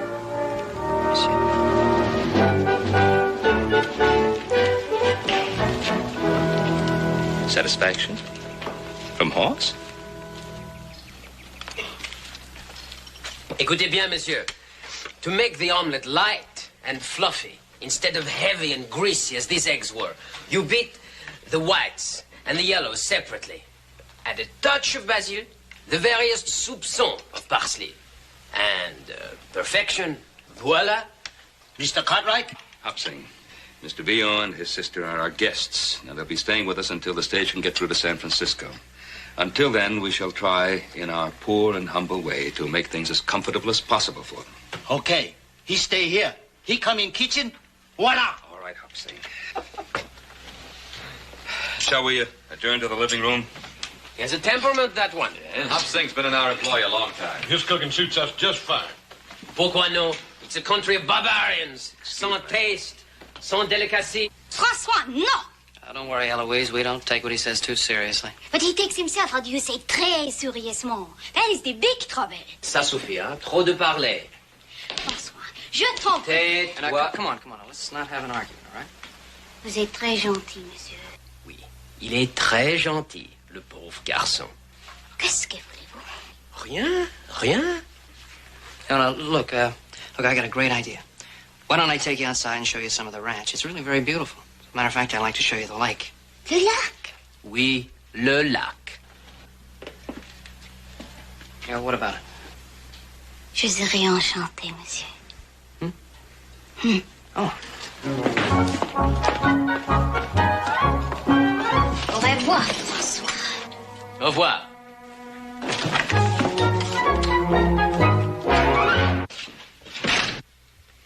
Forgive my frankness, gentlemen, but how can you tolerate these furnishings? Not a trace, not a single touch of elegance. Oh, I got chores to do. I'll see you all at 12. Yeah. Ah, but here is something else. Exquisite. Well, thank you. I'm glad you like them. Yes, I do, monsieur, very much. Thank you again.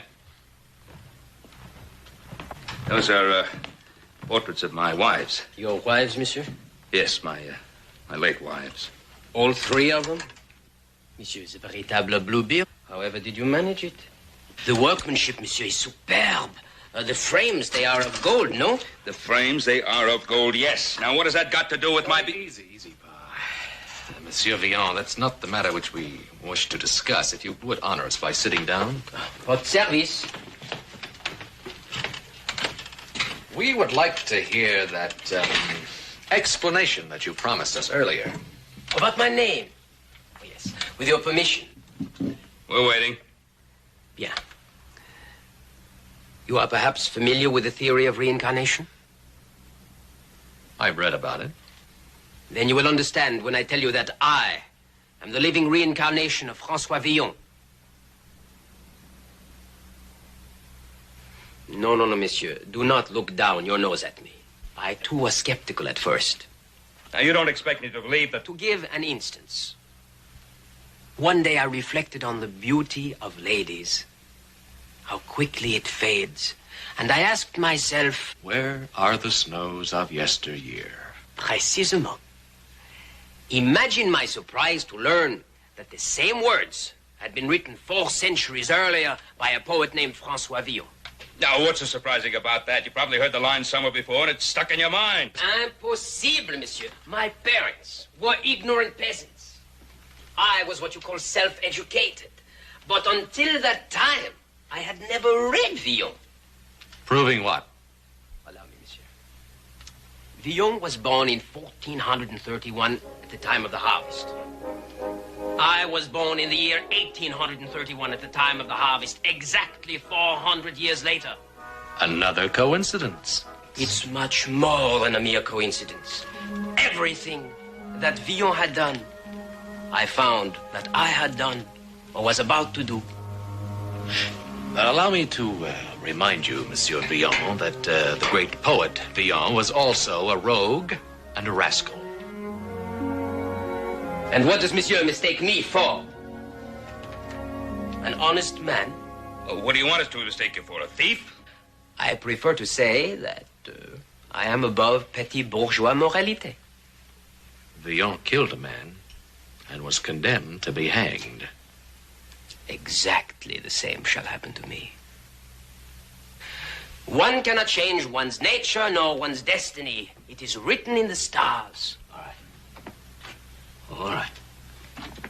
Now let's, for argument's sake, assume that you are sincere about being this Francois Villon brought back to life. Now, that does not concern me. However, what does concern me is my son Horst. And I am hoping that when you demand this so-called satisfaction of yours, that you are not thinking of some such ridiculous idea as a duel. Mais précisément. What did Horst do to him? Do? Do, monsieur? D'abord, je n'ai pas l'habitude de prendre un bain devant tout le monde avec mes vêtements à 8 heures le matin dans le centre de la rue. What did he say? Something about taking a public bath in the middle of the street.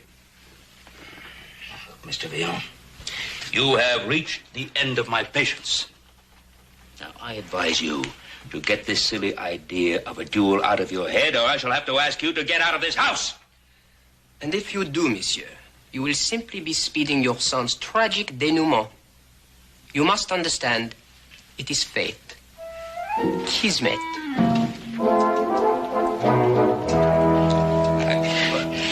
Don't take him seriously, Pa. He's just an actor playing a part. Seriously, he's just an actor playing a part. Did you hear what he said? He's going to duel with Horst. Well, just because he says he's a duelist doesn't make him a duelist. No more than saying that he's Villon makes him Villon. When you come right down to it, he probably can't even handle a sword at all.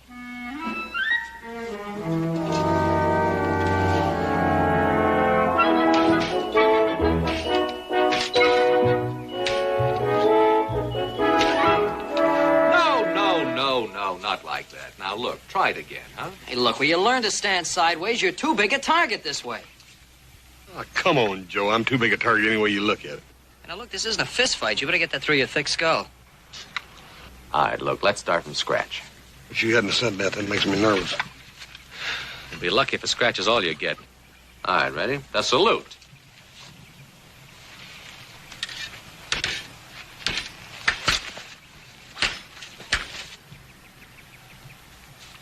I feel so dadgum silly. En garde. No, Horst. Try to imitate Joe. Adam, on Joe, it looks good. I ain't got the figure for it. See here? Well, don't worry about your looks. Just keep your side turned towards him. Watch his sword point. Side to him and point the sword.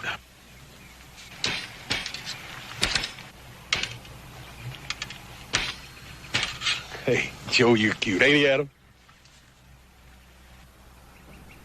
Forget the jokes. That's your enemy. Attack! Joe.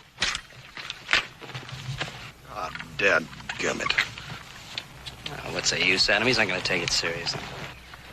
Well, it is kind of hard to keep a straight face dancing around out here on these hills with silly-looking toothpicks. Hoss?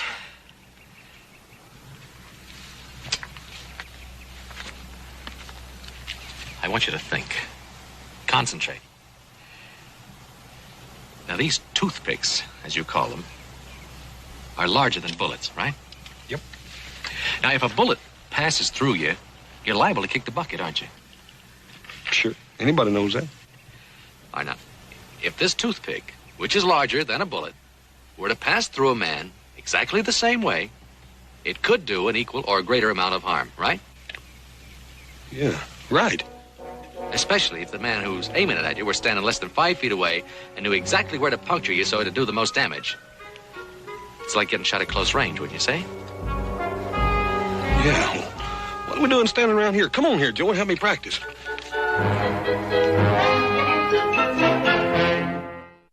Now, show me that thing where you do this. Second. Second. All right. You want me to lunge? Right. All right. You ready? Ready. I don't want to hurt you. You ready? Yeah. Hey, that's good. Yeah, come on. Now, let me try it. All right. Yeah. Lunge at you. Yeah, you Ready? want lunge. Yeah, okay. It's not bad. Little easy. No, c'est abominable, monsieur. The fault is yours, you see. You must attack with more esprit. Élan. You see, he does not comprehend the seriousness. He is not on the qui-vive. What would you like me to do? Stab him a few times to get his attention? Pourquoi non? You see, the lunge, it must be real. It must be deadly. Many have been killed while practicing pour le sport. Only so can one learn the essentials. Hey, wait a minute. You mean I got to get killed before I can get to be a good dueler? I will demonstrate. Your weapon, s'il vous plaît?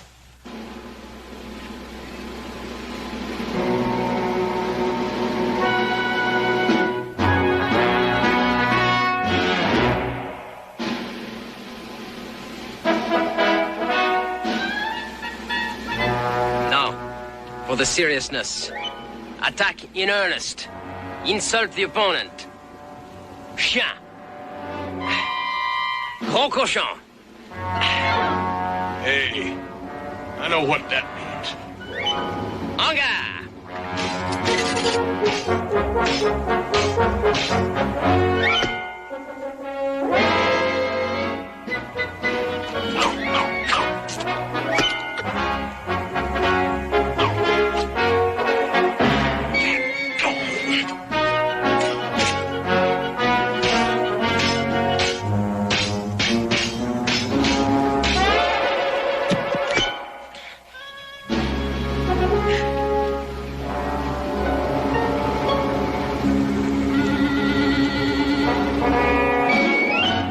Monsieur, I hope you've learned something.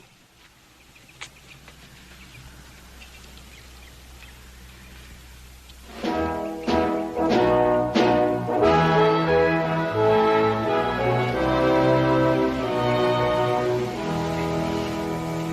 talk to his sister tonight, see if she can get him to call this thing off. Yeah, it may be our only solution. At least we'll have a full moon for it. Yeah, listen, little brother, you talk real good here. Don't you let that moon get your mind off what's important.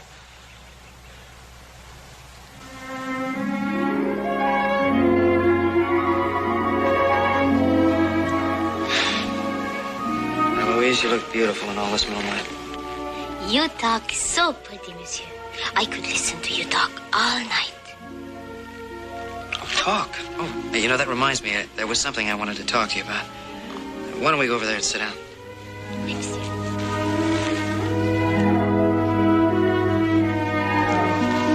Merci. See, I wanted to talk to you about my brother Hoss. I was wondering if you could speak to your brother and maybe talk him out of fighting that silly duel. Oh, I already have. I tried everything. It's impossible to reason with him. He is a man, how do you say, a man possessed of the devil of Francois Avillon. Come on, you really don't believe that, do you? Of course not. But he does, and that is important. You see, he thinks he is my protector.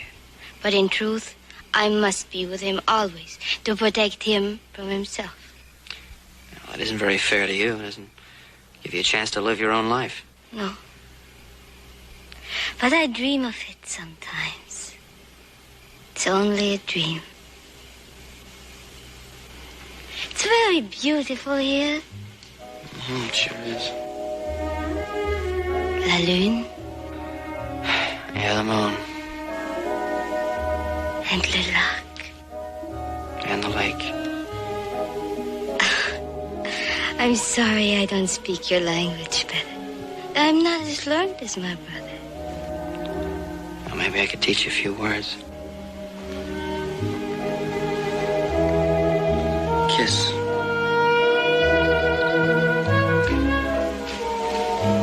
In French, we say busy.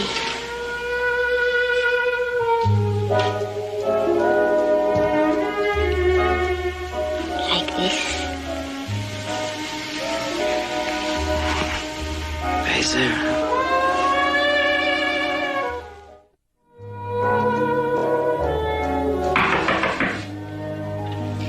Qui est-ce? C'est moi, François. Entrez.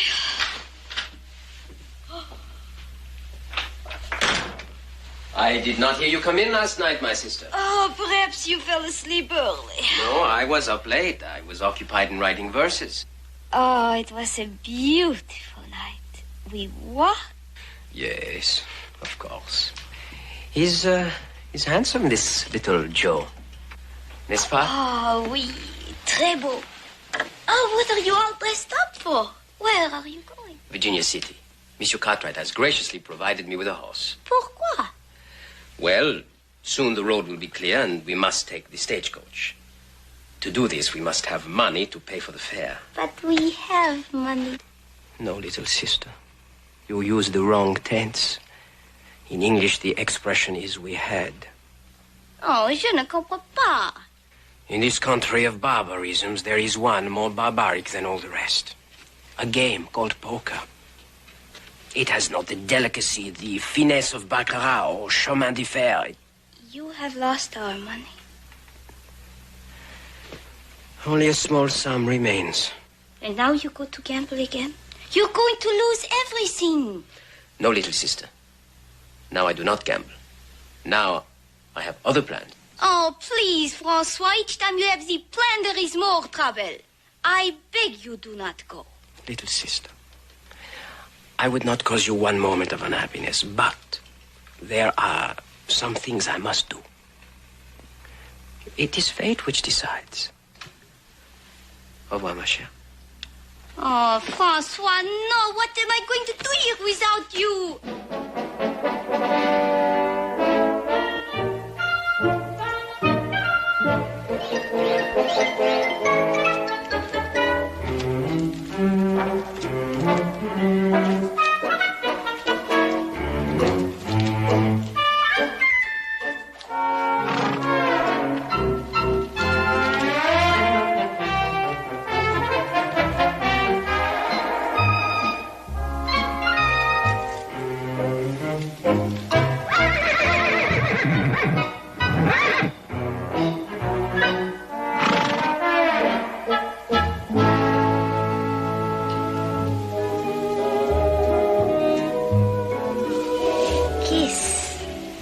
Little Joe, you teach me so much.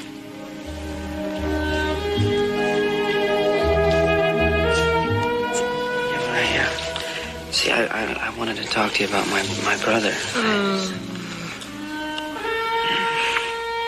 You know, I really should talk to you about him. You don't want to talk about my brother. Don't you think we've had enough of the talk?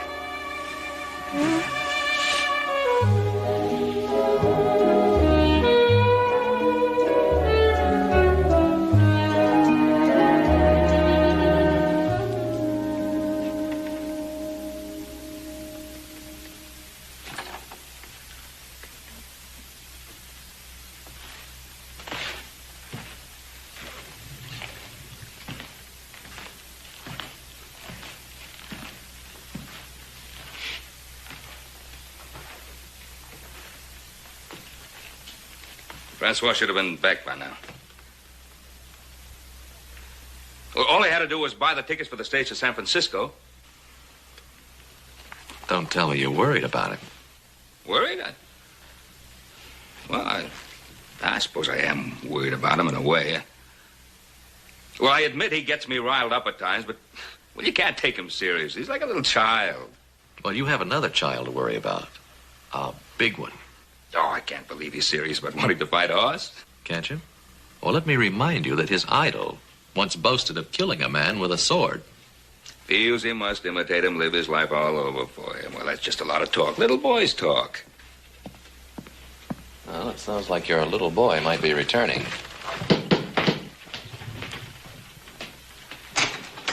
Good evening, Ben. Oh, Roy, come on in. Thanks. Howdy, Adam. Roy? Well, what brings you out to the Ponderosa this time of night? Now, don't tell me that you brought me a warrant. No, it ain't a warrant, Ben. It's this Frenchman you got visiting you here. Oh, yeah? What? Well, he's wrote himself another poem. Oh, is that all? No, Well, that's sit down. not all. Now, he went to Les Stanton's printing shop and paid him to make a whole lot of copies of it. Oh, well, I gave him that money. Hey, Roy, what does the poem say? I'm coming to that, Adam. Ben, it's all about you. Oh, yeah? Yeah, about how you come out west here without a nickel in your jeans. Yeah? Marrying a woman. Yeah? And then killing her so you could get her land. What? And then you married a second one, got rid of her, and a third. Now, hold on there. That's what your friend says is the way you come by all this acreage that's now called the Ponderosa. Oh, that's preposterous. I know it, Ben, and you know it, but there's a lot of people coming into town every day that don't know it. Now, a thing like this could get us into a whole pack of trouble. Pack of trouble? You don't know the half of it.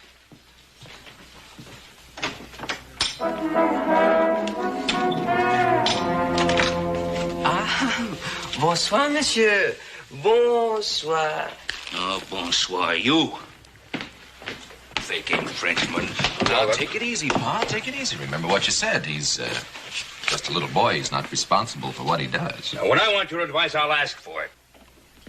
Ben, you get hold of yourself now. If you want this man locked up for libel, I'll take him into town right now. But I'm not going to stand for any violence, you understand? Violence? Sheriff, there's one thing I will promise you. There won't be any killing. Now, I'll admit that he gave you plenty of cause to get mad, but after all, he didn't commit any real crime. Crime? What do you call that poem?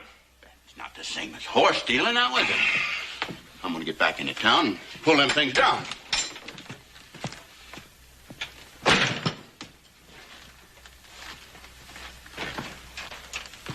So, I lend you my horse to go to town. I feed you, I house you and your sister. I put up with your bad manners. I even put up with your threats to kill my son, and this is how you repay my hospitality. I perceive you already have knowledge of my humble offering, which is highly regrettable. I wished very much to surprise you. What purpose did you have in writing this? Purpose? Well, even your idol, Francois Villon, did not write without a reason. Whether it be to please some lord, or to obtain a pardon, or even to make money. Mais naturellement, I, too, write for money. But, Monsieur Adam, to be frank with you, it was my intention, when I wrote this poem, to sell all the copies to your father. Blackmail, huh? Call it what you choose, monsieur. Let's not quibble. I'm an artist. An artist? You're a scoundrel without an ounce of gratitude or talent. No talent. You can say this to me after you read my poem. I didn't have to read your poem. The sheriff told me all about it. Alors, you take the word of an illiterate, a peasant. You are afraid to hear what I have written. Monsieur Adam, would you do me the honor? It's your funeral.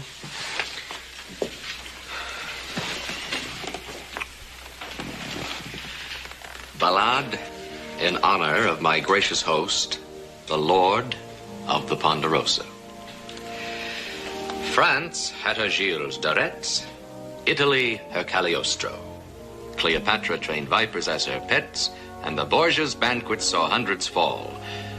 But the Lord of the Ponderosa is master of them all. Bluebeard had a surplus of wives.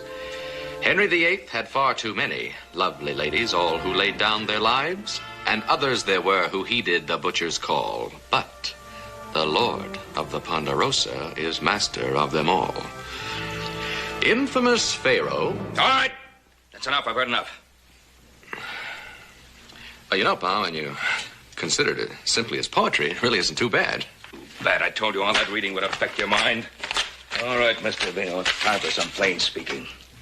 I've let you stay here this long only on account of your sister. But sister or no sister, you get out of here tonight. Both of you. Pa, you can't do that. Oh. Well, I'm sorry, mademoiselle. Pa, you promised both of them that they could stay. I don't know what Francois has done to make you so mad, but whatever it is, you shouldn't let him rile you. After all, Pa, he's just like a little child. Now, you stay out of this. Yes, sir. Excuse me, mademoiselle. I do not wish to expose you to this unpleasant scene. We will pack at once, monsieur. My brother and I thank you very much for all your kindness. Now, wait a minute. Wait a minute. Well, little Joe's right. I did make that promise. You and your brother can stay here until that trail is cleared. No, it would be imposing too much. Well, my dear, as far as you're concerned, it's no imposition at all. We accept. To leave now would be most inconvenient.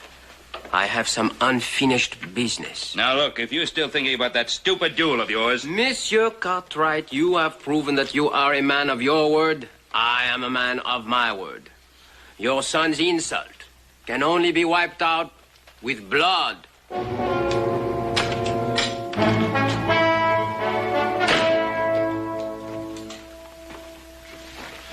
What's everybody down the mouth about? Au contraire, monsieur. I am, as you say, very much up in the mouth. Bonsoir, monsieur. Eloise.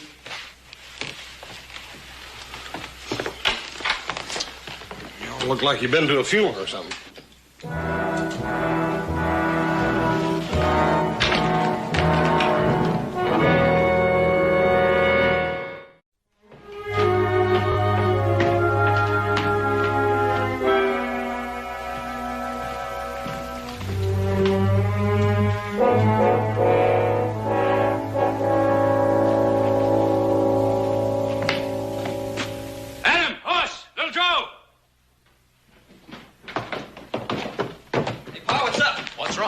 Your mother's pictures, they're gone.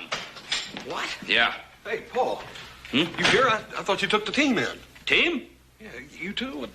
Who took them in? I'll give you one guess. Got up early and came down. Thought I'd get a little practice. Gone. Should have known. We won't have any trouble trailing them. But trailing who? All right, boys, let's get started.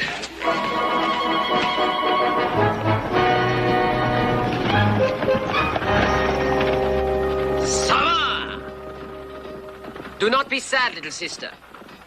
In the great metropolis of San Francisco, you will meet gentlemen of culture and refinement.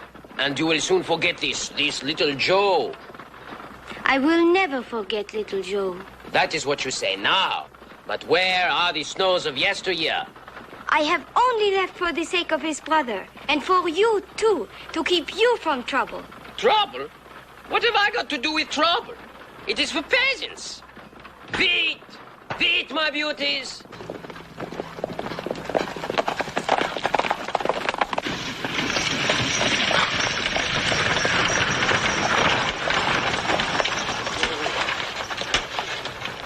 Ah, San Francisco.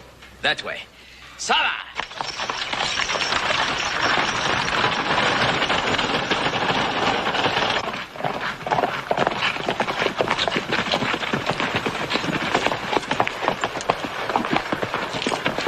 They took the road to San Francisco, all right. That fool, didn't he think we'd cut him off? You ever stop to think that maybe they wanted us to catch him? I told you all that reading would affect your mind. Yeah, I just been figuring, Paul. What are we chasing him for anyhow? Well, some family I raised. Come on, let's cut across the arroyo and catch up with them.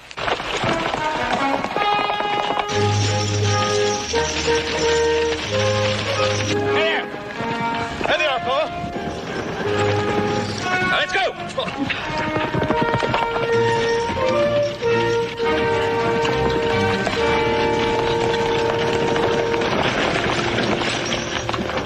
Gentlemen, what a happy surprise. Not in my wildest dreams did I hope to see you again so soon. I'll bet you didn't. Not in your wildest dreams. Little Joe, I can explain everything. Now, hold on, ma'am. You just wait just 1 minute here. Now, where are they? They? Yes, they.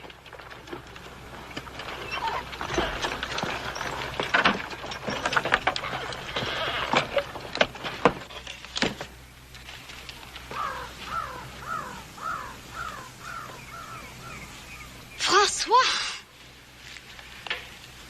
Our stay at the Bonanza was so pleasant. I felt sure you would not object if we took back with us some small memento, a souvenir. How could you do this thing? It was not very difficult. Well, you're just lucky there are no scratches on them. Otherwise, I might have to take the law into my own hands. The law, monsieur? Yes, the law. It might come as a shock to you to find out, sir, that horse stealing is punishable by hanging in this part of the country. The horses? But, Francois, you told me that... Pa, you couldn't hang a man just for borrowing a couple of horses. Horse is right, Pa. I mean, that's carrying a little bit too far. I'm afraid that decision is not up to us. You see, Pa made a solemn promise to Sheriff Coffey that he wouldn't turn him in unless he committed a real crime, and looks like this is it. Hey, well, now, wait a minute, Adam. Oh, Adam was right, boys. I guess I did make that promise. You can't take a man in to be hanged. That's up to Sheriff Coffey. No Cartwright has ever set himself above the law. But Adam... No buts, boys. I gave my word. No. No. The great Francois Villon was also condemned to be hanged. Do you still continue to doubt, monsieur? Perhaps now you will agree that it is possible for a man to be inhabited by a spirit of one that has lived many years before. Perhaps. No. No, it's not true. Don't weep, little sister. One cannot escape one's destiny. It is fate. Kiss me.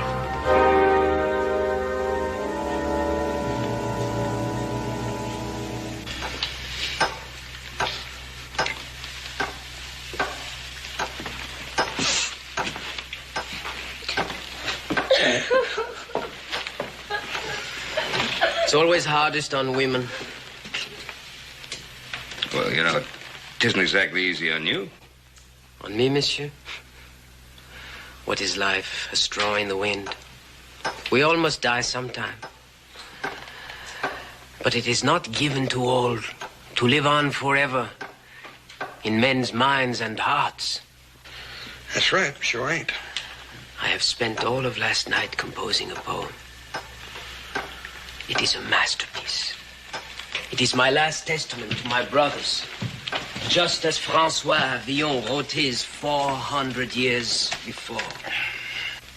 Is this great masterpiece important enough to compensate for your death? Oh, bien sûr. 1,000 times over. It teaches love, mercy, understanding. Monsieur has not lied to me. I will be permitted to read my poem in public. Oh, yes, right before you hang. It is all I ask. The scaffold they are building, it is in the public square. Right in the heart of town. The carpenter spent all night working on it. It's almost finished. I measured the cadence of my poem to the beat of his hammer. If you like, I will read it to you. Perhaps you make some suggestions. Oh, no. I wouldn't dare presume. I'll read it anyway. The last will and testament of Francois Villon, written on the occasion of his execution in Virginia City on Friday, the 17th of October, in the year of our Lord, 1860. Brothers who draw the breath of life when I am dead, harden not your hearts against my dying call. Let no man mock me, nor my sad estate, but pray to the Lord that he spare us all. Brothers, though my feet dance lightly on the wind, though they kick to the sound of a silent song, remember this: ere you condemn my sin, it is not given to everyone to know right from wrong. Thank the stars that you do not share my fall. Let no man mock me, nor my sad estate, but pray to the Lord that he spare us all. Dad Burns, that wasn't the prettiest thing I ever heard. Just to think I dang near killed you. I forgive you, monsieur, with all my heart. But one correction. It is I who would have killed you. Francois, you must forgive me for saying you had no talent. Adam?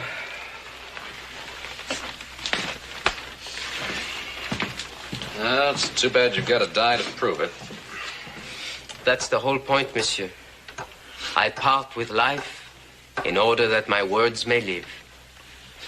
One thing worries me, though. What's that, monsieur? I made a mistake? My English is no good? No, I was thinking about your sister. You frightened me for a moment, monsieur Adam. My sister? You think I have given her no thought? Well, you think I have not noticed how things stand between her and little Joe? Little Joe? After I'm removed from the scene, she and little Joe can be married. Married? Francois, I don't know how to tell you this. Things being the way they are, I'd like to see you die happy. But you might as well know the truth. Little Joe is not the marrying kind. What? Even if he were, he's too young. Pa would never permit it. Horst, you got anything to add? I? Oh, yeah, well, seeing as how our only brother was hung for horse stealing, we couldn't have that in the family. No, people would talk. You mean he's been leading her on? He's a scoundrel? A roue? I challenge him to a duel! Hey, wait a minute. Ain't you forgetting something? You have a date with the hangman first. But my sister Eloise can hardly speak the language. She's helpless without me. She's all alone. Well, she wouldn't be alone for long. What do you mean? Well, there are lots of dance halls that need hostesses. Men get tired of looking at the same old faces. My sister, a dance hall girl? Doesn't matter that she doesn't speak English too well. Why, some of the men might like her even better for it. First thing you know, they'd all be calling her Frenchie. Chien. Chien, cochon! Hey, wait a minute. You don't want to hang for murder, too, do you? I cannot hang. I must provide for my sister. Well, under the circumstances, I'd say that's a bit difficult. Yeah, dang near impossible. But you must do something. You must help me. Eloise. Well, even if we could help you, what difference would it make? You can't escape your destiny. Sooner a lady or sister would end up in the same boat. No. I would take care of her. I would never leave her this way. Do you really mean that? Of course I mean it. What do you think I am? Un cochon? Hank? Hank? Hank, you can stop that hammering now. The scaffold, she's finished, yes? It was never started. Okay, Sheriff.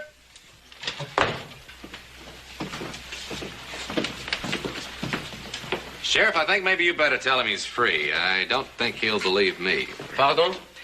Well, you see, Francois, we promised the sheriff that we'd bring you in if you committed a crime, but we didn't promise him that we'd press charges. And if we don't press him, there isn't anything anybody can do to you. Yeah.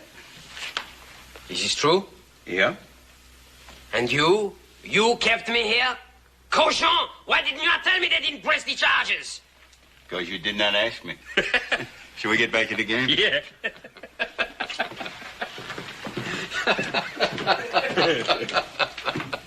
Oh, Francois, don't feel too badly about not getting hanged. At least you got a chance to write your epic poem. It was you! Now, you were the one... don't jump to any conclusions. Only a man who loves poetry could have the imagination for such a plan. I shall be in your debt for always. Well, maybe it was kind of a dirty trick, but I hope you learned something of a lesson. A lesson? What greater lesson can a man have than to be saved from the hangman? And just think, mes amis, how few are fortunate enough to profit by the experience. C'est bon.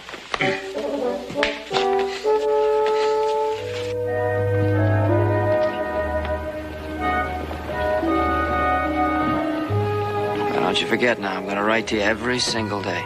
Et moi, cher. It will help me let you do talk the English. Talk. Now, is that all you ever want to do is talk? Au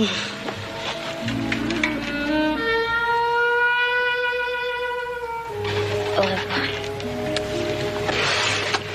Merci mille fois for your hospitality. For the cash you've been generous enough to lend me. And above all, for the lesson. I hope it sticks. Oh, mais certainement. Francois. Touché. En gare.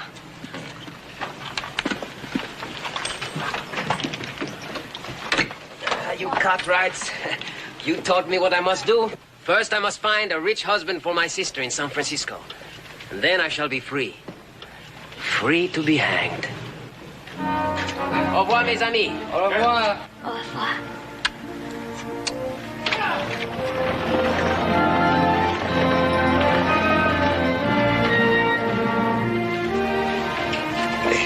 Do you hear what he said, Bo? Yep. You know, I have an idea that one day he'll succeed. It is fate. Kismet.